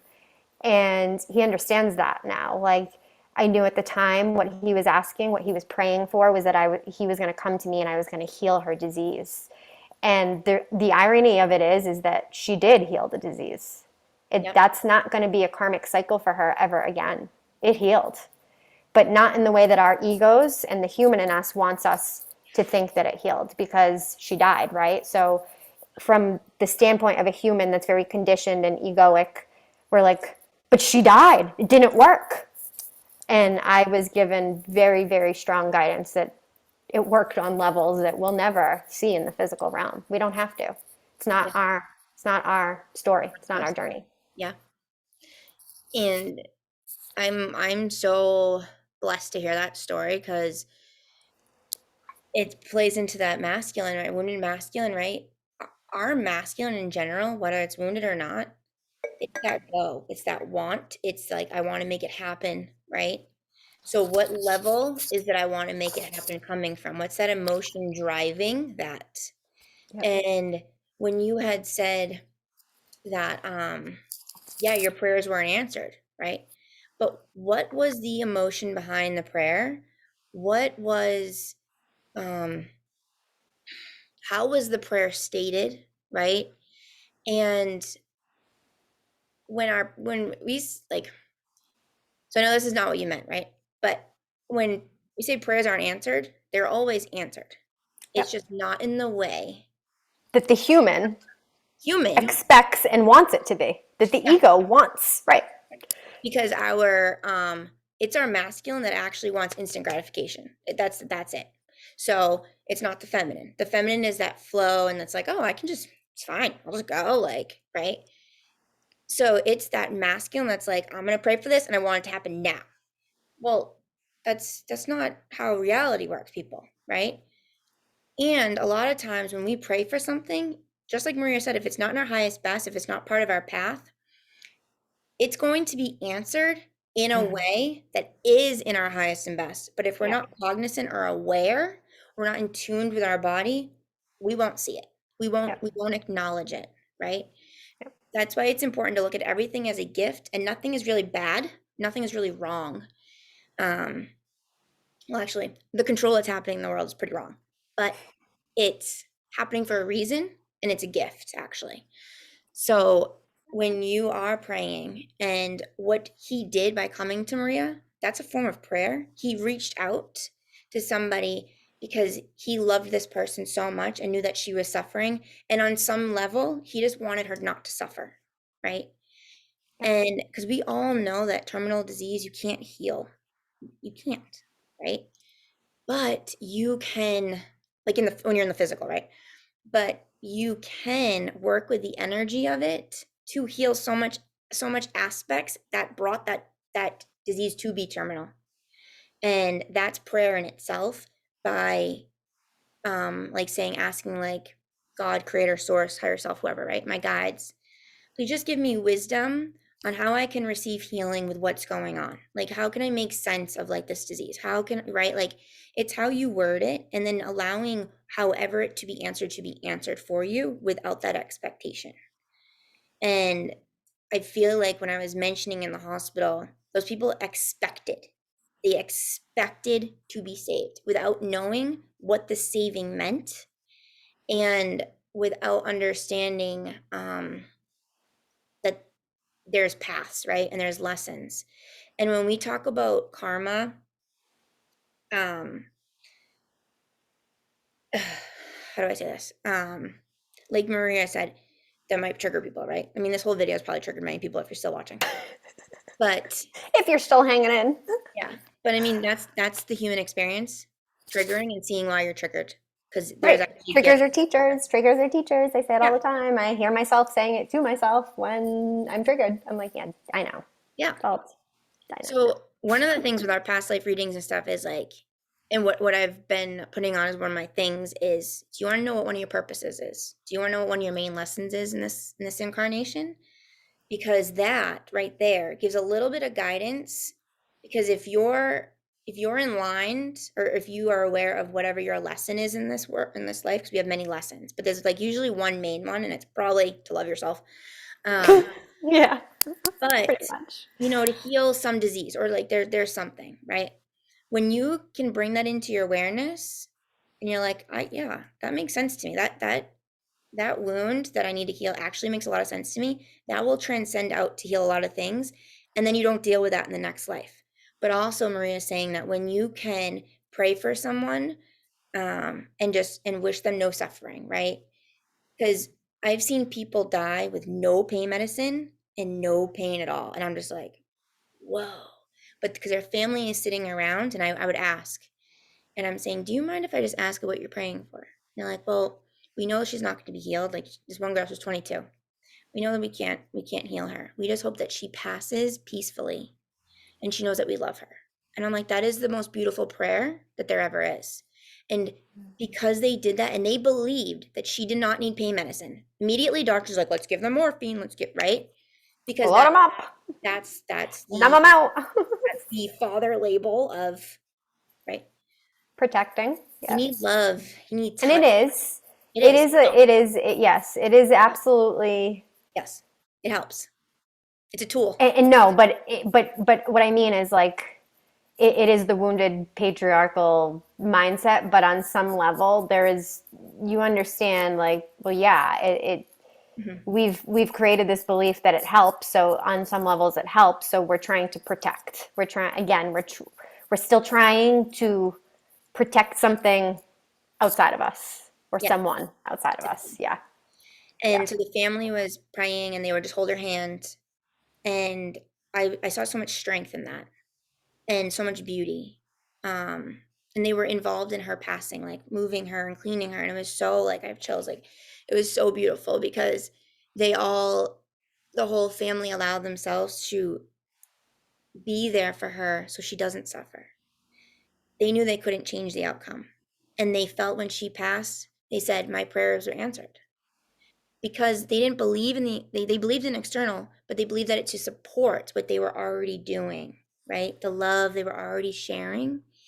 And then I've seen on the other spectrum people who the patient is literally writhing, like in pain, like in so much pain, and is crying for pain medicine. And the family's like, no, it's in our religion. We don't do that. And I'm like, Good okay. Lord. But they'll give all these other chemicals, right? But they won't give something that'll actually stop the pain. And it's like, and then you see them like they die and they're in pain, they're in agony. How is that allowing the soul to, because it's probably it was part of the path, right? And but it's a hard path to like pay attention and to see, especially when the family leaves and the patient says, I want some pain medicine, please just sneak me pain medicine, right? It's like, oh my God. And then but then there's that religion, nope, she doesn't need it, she won't be accepted if she takes it, like da da da da. And I'm like, okay, but because they're speaking out of fear, Mm-hmm. right? Thinking that God won't love her. She's speaking out of, I'm in so much pain, please help me. Like, I honestly don't care if God accepts me or not. I'm in so much pain, I'm suffering. So that's that thing of like, what is your prayer? What's the intention behind it? What's the The emotion? intention. What's the The intention. energy Yeah. driving the intention? And that's how I teach intention setting when I teach shamanic journeying, is because it's very similar to prayer. Setting an intention, it's very similar to prayer. And I really teach people, like, what is the driving energy behind what you're asking Yeah. for? Because that's discernment again. That's using discernment. Are you asking for something from an egoic, meaning, i.e., from a fear-based I.e. place, i.e., fear-based place? If you are, that's what you're going to somehow manifest in some way, shape, or form. You're going to manifest that reality. So if you're asking from a fear-based place, spirit doesn't play in fear. They understand we do, but the guidance they give us does not play in fear. It is not a fear-based guidance that they give us. So when we're coming with an intention of fear or a question or a prayer, oh, please, please, just stop and ask yourself, where is it coming from? Because that's the energy you're sending to the person that you're praying for, by the way. Yep. Just know that you are actually sending your fear and worry to them, and they can feel it. They're already in their own fear and worry. Yep. And this I learned through my beautiful business partner here, who, when You can say it. Go she ahead. was, okay, when she was diagnosed with cancer That telepathy right there. in February, um, initially the human in me is like, oh fuck, Mhm. oh fuck. But it was like real quick. It was a real quick oh fuck. That's what was weird about it. It was like, okay, I oh felt fuck, it. I'm the human. I get to be a human right now and share in the human emotion that comes up with this. There's nothing wrong. Again, there's nothing wrong with any of that. It's honoring where we're at when we need to honor what's coming up. That's how we move through these things. But it was really quick because it was like almost immediately after that higher self came in and was like, Simmer down now. take a breath. This is her path. Mhm. There's a reason this is happening. There's many reasons. And it was like I was being flooded with them like immediately. And I was like, oh my God, oh my God. Oh my God. I can't worry about her. I can't, like, that's not my role. Like, if I worry about her, I'm only going to add to the worry that I know she has right now because she's the human going through it, even though she's very spiritual, right? Like, let me make a point of this too. Just because we're spiritual doesn't give us a free ticket out of the human journey. Yep. Quite the opposite. It actually makes us feel the human journey a lot more intense. And that's where there's a huge misconception. Oh, they're spiritual. They'll be fine. They'll get over it. They get to talk to their loved ones when they're on the other side. Yada, yada, yada. All these beliefs about if you're spiritual that you get to bypass. Actually, I've learned it's the complete opposite. I have never been more in the human experience than when I started tapping into my spirit. Boom. I have never been more engaged in this human fuck show than Literally. when I started tapping into spirit. Because there's no bypassing it when you're tapping. There's no bypassing this when you're working with your spirit and spirit. You don't bypass it because it's what you signed up for. Yeah. So there's no bypassing the human emotions and experiences. In fact, I felt them more in the last 4 years than I did in 30, oh my God, how 30 something years before that. I'm not good with my math right now. Yeah. But that's what it means when you're becoming spiritual. You're becoming more human too. You're understanding the polarity, the dueling things that you've come to experience. The yin, the yang, the human and the spirit. So there is no bypassing people when you're truly working with spirit, because spirit opens you up to feeling it all, but to a level of like you're trusting that it's okay to feel it all. Yep. We're okay. We're safe. Like, we're okay to feel it all. And that's what spirit is always telling us. So when you start to realize that, then you do allow yourself to feel it all. So it gets really uncomfortable for the ego and the body to go through. But there's no bypassing the human. And just because we are tapped in spiritually does not give us a free ticket out of everything that every other human has to go through.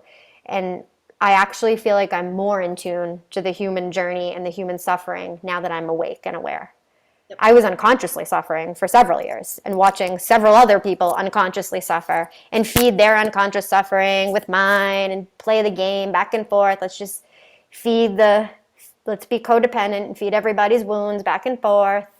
Like, so now I know I can't do that anymore because I know that the only way around it is right through it. You have to feel it all. With spirituality, being a spiritual being, right? There is what's happening right now. There's a lot of spiritual people being sucked into their egoic conditioned self. They're going Big back time. into that wounded feminine and masculine, but they think since they're spiritual and that they're connected to guides and source, that they're not being affected. And I just need to really preference this because I'm seeing it a lot. And my fiance is starting to see it. Like when he goes to things and he's like, oh, Oh, at the fairs. yeah. And but it's not me judging. It's not No, me being aware no. and observing their energy. If like I see you with rashes all over yourself and like you're in this like manic talking and saying that you're a healer and it's like, hmm, because I'm not It's only telepathic, discerning. I can feel your energy. Like I know that you're Correct. lying, but you don't even know that you're lying.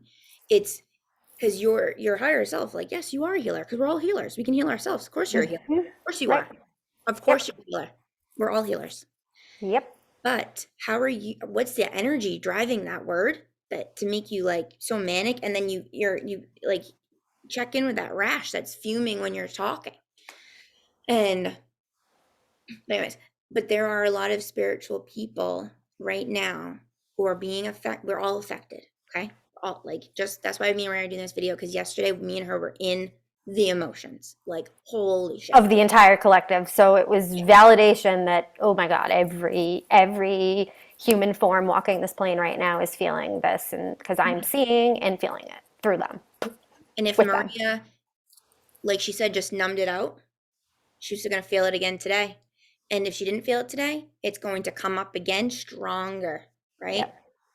There's a lot of people who are connected. So we're all connected, but like the ones, they're in business of it, um, that are numbing it or allowing um, the judgment to overpower, just allowing the energy to pass and rather reaching out to people and being like, hey, are you feeling this? Like, are you okay? Like checking in, right?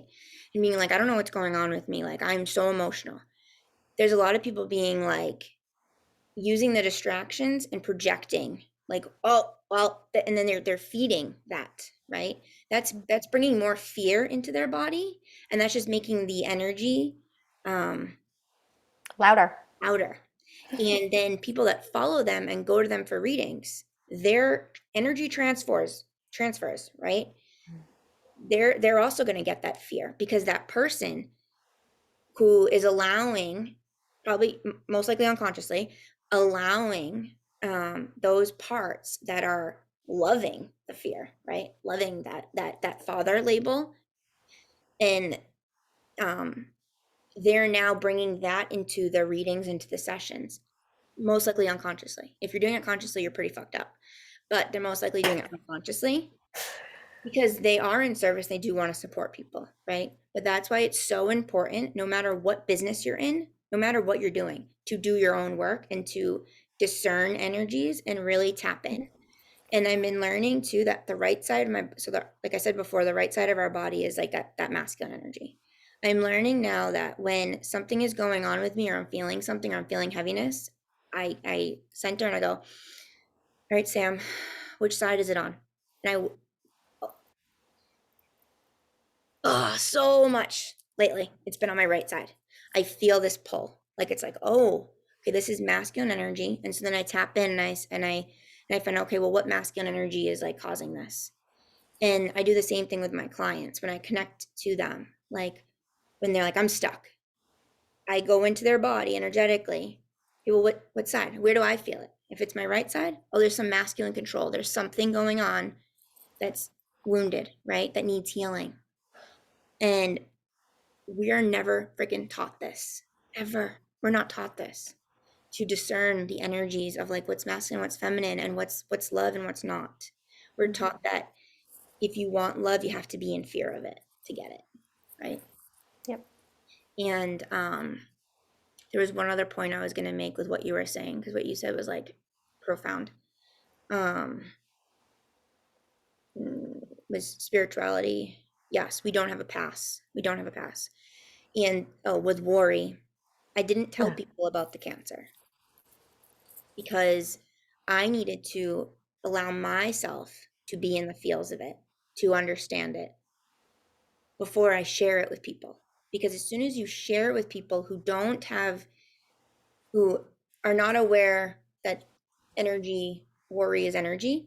Um, so like with Maria, I knew that I could go to her. I went to her before anybody else. And I was like, oh, and she wasn't answering right away. And I was like, oh my God, oh my God. But I was like, wait, why am I freaking out? My hair still says I got this. Hold on. And then as soon as she answered, I was like, and I was like nervous to tell her because I knew she was gonna be worried, but like I knew it wouldn't be long. And um, I was afraid to tell my fiance because he was already going through a lot. And then I realized maybe part of his path too is to hear it. But like, how do I tell him without him being worried? Like, how do I? So I realized I need to sit with it myself first. How do I feel? What's going on with me and my parts right now before I can tell anybody? As soon as you tell somebody something, they automatically, um, unconsciously bring in an emotion, and that emotion can be worry, judgment, fear, anger, whatever it is, right? It's a Right. lower vibration. Because we've all been conditioned to think of the worst case scenario. Yes, exactly. And then my dog died literally 2 days later. And I was like, I don't even want to tell people about this because then I'm like, oh my God, you have cancer and your dog died? It's like, okay, because I don't want pity, Yes. right? And that's out of love. People do that, but it's also out of fear. It's really out of fear. Yes. If it Yes. was out of love, it'd be like, you got this. What do you need from me? What can I do to support you? Right? Exactly. That's different. Boom. And that is that Boom. divine feminine nurturing feminine mother energy, and that like Kuan Yin and Mother Mary, right? That's that nurture. And when someone asks you that, like when Maria was like, okay, well, like, what do we do? Like, like we got this, we got this. I'm like, you're right, we do got this. That was empowering to hear that, right? I knew that I got this because I had someone who knew that, like, wait, we need to show each other love right now, Mhm. not fear. There has been other people who were pissed that I didn't share the information with them when I got cancer or when I was leaving my job. Like, were pissed at me. Like I just killed their dog or something, right? Like they were pissed at me, but they weren't. they felt They were afraid. they weren't worthy to hear the news, right? Mm-hmm. I was doing it to protect my energy because I knew that that person worries. I don't want that worry energy coming into me when I'm trying to heal myself. So if people don't share things with you, it's not because they don't love you, and it's not because you're not worthy to hear it. It's because they're protecting themselves because they're trying to process it, right? Mm-hmm. And Mm-hmm. however people process it, whether it be denial or like going full gun ho in it, it's not up to you. So don't. It's it's natural for us to get on the defense mode when someone doesn't share something very personal with the other person that they love, because all we ever want is love, right? But it's that masculine, that fear that seems to take over and brings in the defense right away, because our higher self is not defensive, our nurturing divine feminine is not defensive. It's that flow. It's like, okay, we're energy. How do we nurture this then? How do we support it? Mm-hmm. Right? Not like, oh my God, it's terrible. I'm so sorry. Like, you must be so stressed. Are you in pain? Like, right? Like those words. And so worry is Or energy. what are you feeling? That's like one of the most How are you? empowering things that you can do for if you want to do something for someone, like because we all are so programmed and I just want to help everybody, right? But like we haven't helped ourselves first. So, but if you really want to help someone, that's all you have to do. How are you feeling? How Mhm. are you? Yep. And then you sit back and you shut your mouth and you You listen. listen. That's it. It's literally it. Hmm. It's the most freeing and empowering thing that someone can do is hold space for you. And I feel like Sam and I have talked about it before, but it's like it's worth mentioning a million times over because she has held so much space for me and vice versa. And it has empowered us both to be able to show up for ourselves and be able to do stuff like this and realize that holding space, that's why we're coaches, holding space for people, I feel more empowered doing that than giving them advice. And granted, I do give guidance in my coaching, that's part of it. But I actually feel more empowered when I just sit back and let them talk because oftentimes they realize a lot when they start speaking out loud. Just Hmm. as Sam and like earlier in the video, I was like, "Oh, I know why," but no, don't no, she'll get there. She'll get there, and 5 minutes later, there she was. And when you were crying, right? Part of me was like, it's okay, I right? know, but you didn't. I didn't, because that's the power of holding space. And Yep. my Kevin's always said, like, have you ever heard of 7 second of silence? It's like torture. And I learned from Maston Kip when I did the trauma coaching. He knew how to hold space like a freaking boss. And I would sit there and I'd be like, dude, this is so uncomfortable. Like, holy shit. And he's just sitting there while the person's crying and like in their shit. And he's not Mm-hmm. nurturing them, but he is. Mm-hmm. Doing it with sending love without speaking. And he's listening. Yep. And that is the merge of the feminine and masculine Of both. energy right there. Yes, it is. That's it at its Doing, finest. yep, you're doing. You By are doing. You're there. You're present. You are doing. You are listening. There's nothing else to do but sit there and listen while they express. Because, like when you said that, how you wanted, oh, it's okay. Like, no, it's not okay. And not it's a, okay that I'm not okay right now. So don't tell me it's okay, right? Because that's a form of gaslighting. And it's weird, but I've been seeing a lot of stuff pop up about gaslighting. So this a theme that's coming up for a lot of us clearly. But that's a form of gaslighting. That's basically not negating how somebody's feeling, right? Like how they feel is how they feel. Just like yesterday, I felt like a complete shit show. I was so unraveled in every way, shape, and form. And if somebody ever came in and told me it's okay, that would have sent me, but that didn't happen. I actually had a very effective space holder through Sam and also my husband because he didn't try to come in and fix it, take it away. It was just like, what's up? Like, what are you feeling? Like, tell me. I tell me what's going on. What are you feeling? And then when the person sits back and just lets you verbal diarrhea, oh, just that. Like, I don't even need them to say anything after. It's just like, oh my God, somebody listened. yep. Somebody listened. Somebody cares enough to listen. Mm-hmm. And they don't need to fix me, heal me, save me, because they can't. And I'm learning too, like this comfortable balance of being vulnerable and sharing myself in a way that I know is going to be uncomfortable for people because it's emotional. So that makes people uncomfortable. It makes people uncomfortable when you're emotional. Whether the emotion is sadness, anger, whatever it is, it makes other people uncomfortable because they haven't dealt with their own emotions. We haven't dealt with our own emotions, so then we're uncomfortable when somebody else is expressing that emotion. I know that so true for my own journey. Like when I get uncomfortable around certain emotions, it's because I haven't allowed myself to get comfortable with those own emotions in myself. So then I can't be around it, or I believe I can't be around it because I haven't gotten it out of me. I haven't allowed me to feel those or express those things. So when somebody can just sit there almost emotionless while you are a blubbering mess of emotions, but yet you can feel their heart, their love, ah, it's the Mm-hmm. most healing thing. All I want to do is like climb into their arms because I finally feel safe. You see, yeah, you feel seen. Yeah. Mm-hmm. Like I finally feel safe to be a fucking shit show, and it's okay. It's okay for everybody else to be shit shows. It's okay for me to be a shit show sometimes. That's exactly why I made the video. Thank you for bringing that to my awareness. Thank you. Because there's that compassionate part of me that's afraid that I don't want to make people feel uncomfortable. I don't want to make people feel bad, right? I don't want to make them feel these things, but I'm not making them feel anything. Nobody makes us feel anything. We feel shit because we have that energy somewhere in our body. That's why we feel shit.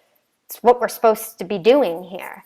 And so that belief of like, well, I can't show my emotion because I might upset them. They're not going to know how to handle all these fucking things that go through that then make me suppress. And yesterday was like, I can't. Like, even if I wanted to try to, like, this energy is ramping up so much that it's coming out. It's coming out in words. It's coming out. I'm like kicking, and my foot was so much in pain when I woke up this morning. And I'm like, oh, yeah, that's why. I was literally stomping on the ground. I feel like I was having a temper tantrum because I never had temper tantrums as a kid. That's weird now that I'm seeing. It's like a temper tantrum that I probably wanted to have as a kid and I didn't. But I literally was stomping my foot on the ground, not like my bare foot. And then this morning I woke up, oh yeah, that's right. That's when I was having my temper tantrum outside. Yeah. But it's like, like finally I got it out. I got some of it out. Like I'm sure there's many other layers of it to come out, but I'm learning that it's okay to let it come out. And when there's somebody that's coming to you that's allowing you to do it, allow them to allow you. Doesn't mean you have to go bringing your emotional baggage and airing it out, right? That's not what I'm talking about. But I'm talking about a safe space that somebody is coming in and asking you how you feel. Fucking say how you feel, people. Yeah. And don't be so worried about how they're going to take it. And don't apologize for how you feel either. Don't fucking apologize. And I have so many chills because I remember now, which I have to tell my dad that when I was going through a lot of shit, um, my dad knew when something was wrong with me and he would be like, tell me, like, what's wrong? What's wrong? What's wrong? And I remember at my old house, I'd be like, just leave me the fuck alone. But he was doing it because he knew something was wrong. I remember saying to him one day, hey, when you can tell something's wrong with me and I say I don't want to talk now, it's not because I don't love you or that I don't want to talk to you. I'm like in my shit and I don't know how to talk. So unless you just want to sit here, you can't fix it. I'm gonna go. And I remember our whole dynamic of relationship changed since then. And you just brought that to my awareness, like me remembering that, because I was like, wow. Because it's so powerful, because that's also telling how you feel, right? Like I can't talk right now. Right. And Maria said that to me last night, like, I just can't. And me, I'm like, but I need to. She's like, I really got to get this out and do the video tonight. I'm like, my physical body actually can't. and and it was funny because I actually felt no guilt. Yeah. Where old me, I would have felt bad. I would have been like, let me pull myself together, let me apologize. And I was like, no, I'm not even like, no, I no. I can't do it, man. I can't do it. I'm just about existing right now. Yeah. And I wasn't mad. Like I was Nope. like, I And know. I knew she'd get it. 100%. Yeah. Because I'm the person that's like, when something's wrong, I gotta fix it now. Like, or whenever I'd have a fight with somebody, well, let's resolve this now. Yes, me too. Yeah. And I Me realized too. how important that silence to reflect really is. Like, it's so important, Oh God, yeah. right? And then like that's what I needed when, rather than me calling Kevin right after telling you about the cancer, I was like, I need to reflect on this. Mm-hmm. 'Cause I need to learn how to communicate it, because he's been in relationships that terrible communication, and he loves me so much that I need to know how to tell him, right? And funny because we talked about this. Kevin held space for me and Maria one night going through shit, Mm-hmm. like held it, and without a question. Held it down. Let's put it And that then he way. didn't even realize what he was doing Nope. until we told him, and he was like, "Wow." I'm like, "You Look have at it. no idea Just how." look Yeah, at. that's why I wasn't trying to interrupt you while you were crying, but like I had to tell you this because I No, have to go totally soon. fine. But I remember like before my flow video, when I was in that, like, what do I do coaching and all this stuff, right? I was in my shit and I really just needed to go for a walk, and I started walking out of the house with Lily, and Kevin's like, I'll come. And I'm like, fuck. And he was like, is that okay? And I was like, yeah, that's fine, but please don't talk. Like, and he was like, well, I watched this thing and I heard it's very healthy, like for couples to go for a walk every day and to talk about their day. And I was like, that's beautiful. Thank you for sharing that. Not right now. Like, don't take offense to it. I'm literally going through something and I'm walking outside to process it because I can't sit inside right now. Like, I need to get it out. And while we're walking, part of me was like, just tell him, just tell him, just tell him. But the other part was like, I don't even know what's wrong with me. I don't even know. Like, and he's gonna want to fix it. And or like console me. And I don't even know if I want consoling right now. Mm-hmm. Right. So since he's been such a good learner, he just walked with the dog and was looking at the trees and was fine. And then I said, hey, if I start talking, don't try and fix me. Don't try and say anything. Just let me talk. And he didn't say anything. And I wanted to be like, did you fucking hear me? But instead I was like, oh, he's doing what I just asked him to do. So, but just by me saying that, I was like, I don't even want to say anything now. Like, I felt like I needed to share with him just because he was on the call. But I Mm-hmm. realized he doesn't need to hear. He was just wanted to walk with me. And as soon as we got on the beach and I just stood there for a second, and he was like, I'm gonna walk down here. You can do your thing. I was like, thanks. And then I just did it and I released it. And then I was like, whoa, it feels so much better. Like, without even having to say anything, because I didn't even know what the hell it was. And a lot of it wasn't even mine. And then I walk up to him and he just hugs me and he's like, my turn. I was like, okay. So then I took Lily and I walked away because he was then processing. And he told me later he was processing that I didn't want to share something with him. But like it was that, right? That balance Mm-hmm. of respecting each other. And not taking it personally. Yes. Because it's the ego that takes all that shit personally. Again, defense, we're offended, and it's like, look, the person just needs their space, their processing time, and we all process differently, very, very differently. Hmm. And I looked up what gaslighting was because I didn't really know what it meant. Like I hear it a lot. Basically, the way I understand it is invalidating people's feelings, and like it's okay, you'll be okay, that didn't really happen, like you're invalidating what they're expressing to you. So it's coming really from your place of fear too, of wanting to just fix whatever they're expressing to you. So there is a part of it that does I believe comes from like a compassion, like you're just trying to give it the advice, or like this is what you like. You're gaslighting people in the sense that you're not holding that safe space for them to just express everything that's flying around in their head and in their emotions, and you're invalidating what they're feeling. So in turn, that makes people shut down again. It shuts us all down again, because we're like, we start to think we're crazy for thinking these things or feeling these things or expressing these things. So when you're being gaslighted, it's somebody's invalidating what you're there's on some level invalidating it by either, again, trying to just repeat like it'll be okay, it's okay, like this is just part of the process. And like I even recognize in my stages of my awakening where I was gaslighting, not realizing that's what I was doing, but I was starting to become uncomfortable, and the nurse in me wants to heal, fix, and save. So it was like, instead of allowing people to fully just get out and vent, I was like, well, this is what you need to do, or maybe you should try that, or it'll be okay. Everything happens for a reason. Oh, fuck that. Like, nobody wants to hear that when they're in the middle of what I was in the middle of yesterday. Because I was already hearing that in my head.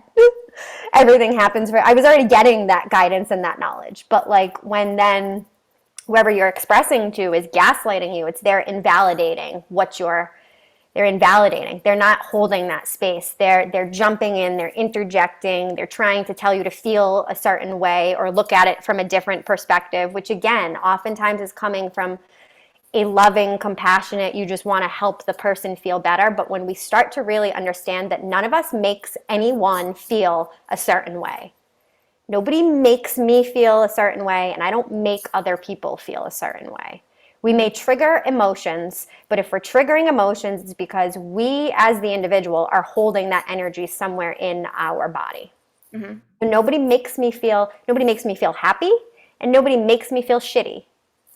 I feel that way because somewhere inside of me, I'm holding that belief and emotion from something in the past. And they are just helping to trigger that energy to show me that I'm still holding it, to then help me feel it and release it. I feel like we need to do a video on gaslighting because I just when you explain the definition to a T, but like Did I? And I've never looked it up. It's just because I've heard different people talk about it, and I feel like I've just read the energy of it, and I understand. Yeah, so that's cool because I've never actually looked up the definition, but I feel like it's should invalidating people. you should because it's actually a form of abuse and manipulation. And it's saying a lot of so gaslighters may also convince their victims that they're mentally unfit or too sensitive. It's causing you to not trust your instincts or validate your thoughts. Yeah, And it says 10 signs of gaslighting behavior, which is like I'm having mind balloons right now. Projection, confusion, words versus actions, losing your sense of self. So you're no longer allowing yourself to love yourself. Because when we are crying or we're saying we're not okay, that's our higher self and our like that's our parts being like, hey, we're not okay, right? And then as soon as someone's like, no, you're okay, it's like I just said I wasn't. Like, why do I have to be okay, right? mm-hmm. And then it's deny, deny, deny. Using what you love against you. So if you tell people something vulnerable, right, and then later they use it against you to make themselves feel better, it's like, well, now I don't feel safe sharing, which we've all experienced. And then it says blatant lies. You know the person is lying often to bring comfort to themselves. And then there's all these things. And love and flattery is the other one. And um just funny because love and flattery is like the very last one.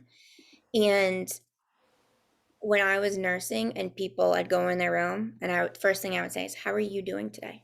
Rather than like, oh, got your meds, just work. I would sit down, come next to them. First I'd read the energy in the room if they want me to do that. And I would know something's not okay. And I'm like, there's been many times where I'm like, you need to talk. I'll just sit here and listen. Like, I know what you're going through is not okay. And then the doctors would come in and be like, it's okay. And I'm just like, and I would look and I would literally interrupt and I'd be like, no, it's not okay. It's not. The doctor looks at me. I'm like, it's not okay. Don't tell them it's okay. And I'd be pulled into my manager's office plenty of times, but it's like I'm the patient's advocate, right? Mm-hmm. And but I was also advocating for myself. And I will never ever tell somebody that something's okay. I won't. Because who am I to say that what's okay for you? I'm not like, Right. that's not our job. And I believe that I used to literally, when someone would cry, I would just sit there and hold their hand. And then I would say, "Do you mind if I give you a hug?" And then I would give him a hug, and I would feel, it's like, oh, like Maria was Yes. saying, right? I am seen, I am heard. Because we crave as humans physical love, physical touch. We crave it.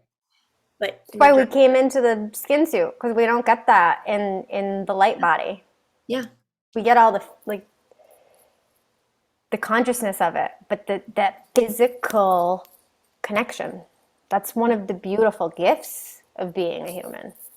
Hmm. And so with the whole pandemic, right? What couldn't you do? Just think about that. And Couldn't speak, certainly couldn't speak, couldn't go near anybody that you loved, couldn't have couldn't. your loved ones visit you when you're dying. What does that do to somebody, right? That's not love. Like, yeah. And we need to do a whole topic on gaslighting, I feel. We do. Because, Yeah, and it's funny because like I've seen it, like I said, referenced on a lot of my spiritual community pages, if we want to put labels on things. Um, so my understanding is very much like what you read, but I also see it used as a way of this is narcissism, right? And I've talked about narcissist and empath before, which I feel like I need to make a separate video on because to me, I think we should do that. to me, to me, we're all both of them on some level because to me, the narcissist is the ego and the empath is the higher self, that empathy, that energetic feeling in tune to energy, but putting ourselves in other people's shoes with no judgment. That's all energy driven by the higher self. Where gaslighting, as I've seen all over the place lately, so it's just funny because it's clearly a theme coming up for a lot of people in the collective. It's always in this, well, this is what narcissists do. This is a narcissistic behavior. So I'm like, oh God, here we go with another program. A program being created outside of a program. It's wild. Um, so I believe that all of us, I don't identify as a narcissist, but I can sit here and vulnerably, authentically tell you I've gaslit people because I've been gaslit. So then I've projected that same gaslighting out to other people, not even realizing, thinking I was coming from a compassionate place. Yep. So just be careful of how we take in all of this, all of these words, all of these labels, because they can quickly be adopted to a very limited thing, right? Gaslighting happens with all of us. We've all gaslit people. We've all been gaslit. It's becoming aware of what's driving that gaslighting. And it's fear. It's ego. Narcissism is just ego, full-blown ego. Hmm. Empath is just tapping into the energy outside of what the ego mind is thinking. And it's allowing ourselves to feel everybody's feelings and where they're at. That's empath. That's driven by the higher self. That's having no judgment. But the narcissistic, egoic gaslighting, that lives in all of us too. And you got to kind of recognize that because that's going to help a lot of people that are in these very disempowered empath states that are blaming narcissists for where they're at. That's what I'm seeing a lot play out. Oh, all these empaths that are, oh my God. And they're blaming the narcissist when in the reality, I see the narcissist and the empath as mirrors on many levels. They're Hmm. mirrors.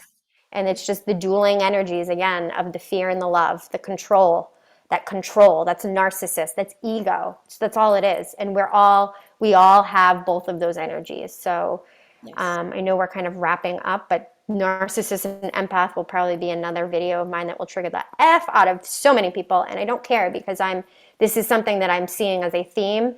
And it's like I'm seeing a program be built outside of a program that already existed through people that perceive that they're very awake. And Yes. It's like what you were saying before. Again, we're all perceiving ourselves, those of us that have awakened to something, we all think we're awake and everybody else is asleep. And I'm just going to tell you, be aware of when you're starting to feel those things, because it's your ego coming in trying to take over control again. That's what it does. As soon as you start tapping in and allowing yourself to be guided by spirit and higher self, your ego gets extra manipulative. And it's called a spiritual ego, which sounds like a oxymoron, but it's kind of what happens in Yeah. this little journey. Ass backwards. Ass backwards. Yeah. So there we I'm go. writing down the topics. Mm-hmm. So we can do one tomorrow if you want. I feel like this is very important. I could actually keep talking to you forever, but I have to.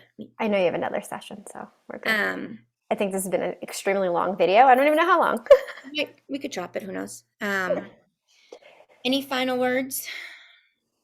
No, I think I'd just like to thank all of those that watched either part of the video, all of the video, for just allowing me a space to openly express and be really vulnerable on camera, which is very outside of my comfort zone. So you all are helping me to continue on my evolution, and hopefully some of the tidbits I've shared with you will also help guide you on your own individual journey, because everything I say is just what I've learned, like through my own shit.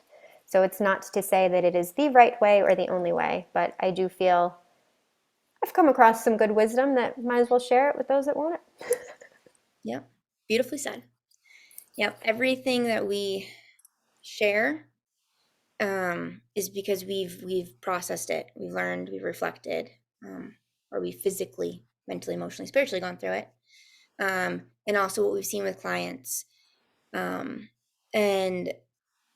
I just want to let you all know that we are always healing. Like there's no end to our healing, there's no end to our growth. There's always layers to unpack, and no one is perfect because like perfect is boring. No one really knows what perfect is, right? And life is here. We are here to live, to grow, to learn, to experience, and to not judge ourselves so much, right? To really like love ourselves. And we just appreciate you all. We're all healing warriors. We're all beautiful souls. It's just a matter of like allowing ourselves to believe that and feel it. And Yep. we love you all so, so, so much. Know that the energies around you and within you, it's energy. It moves, right? It doesn't have to stay stagnant unless you give it power to stay stagnant. Right. So reach out.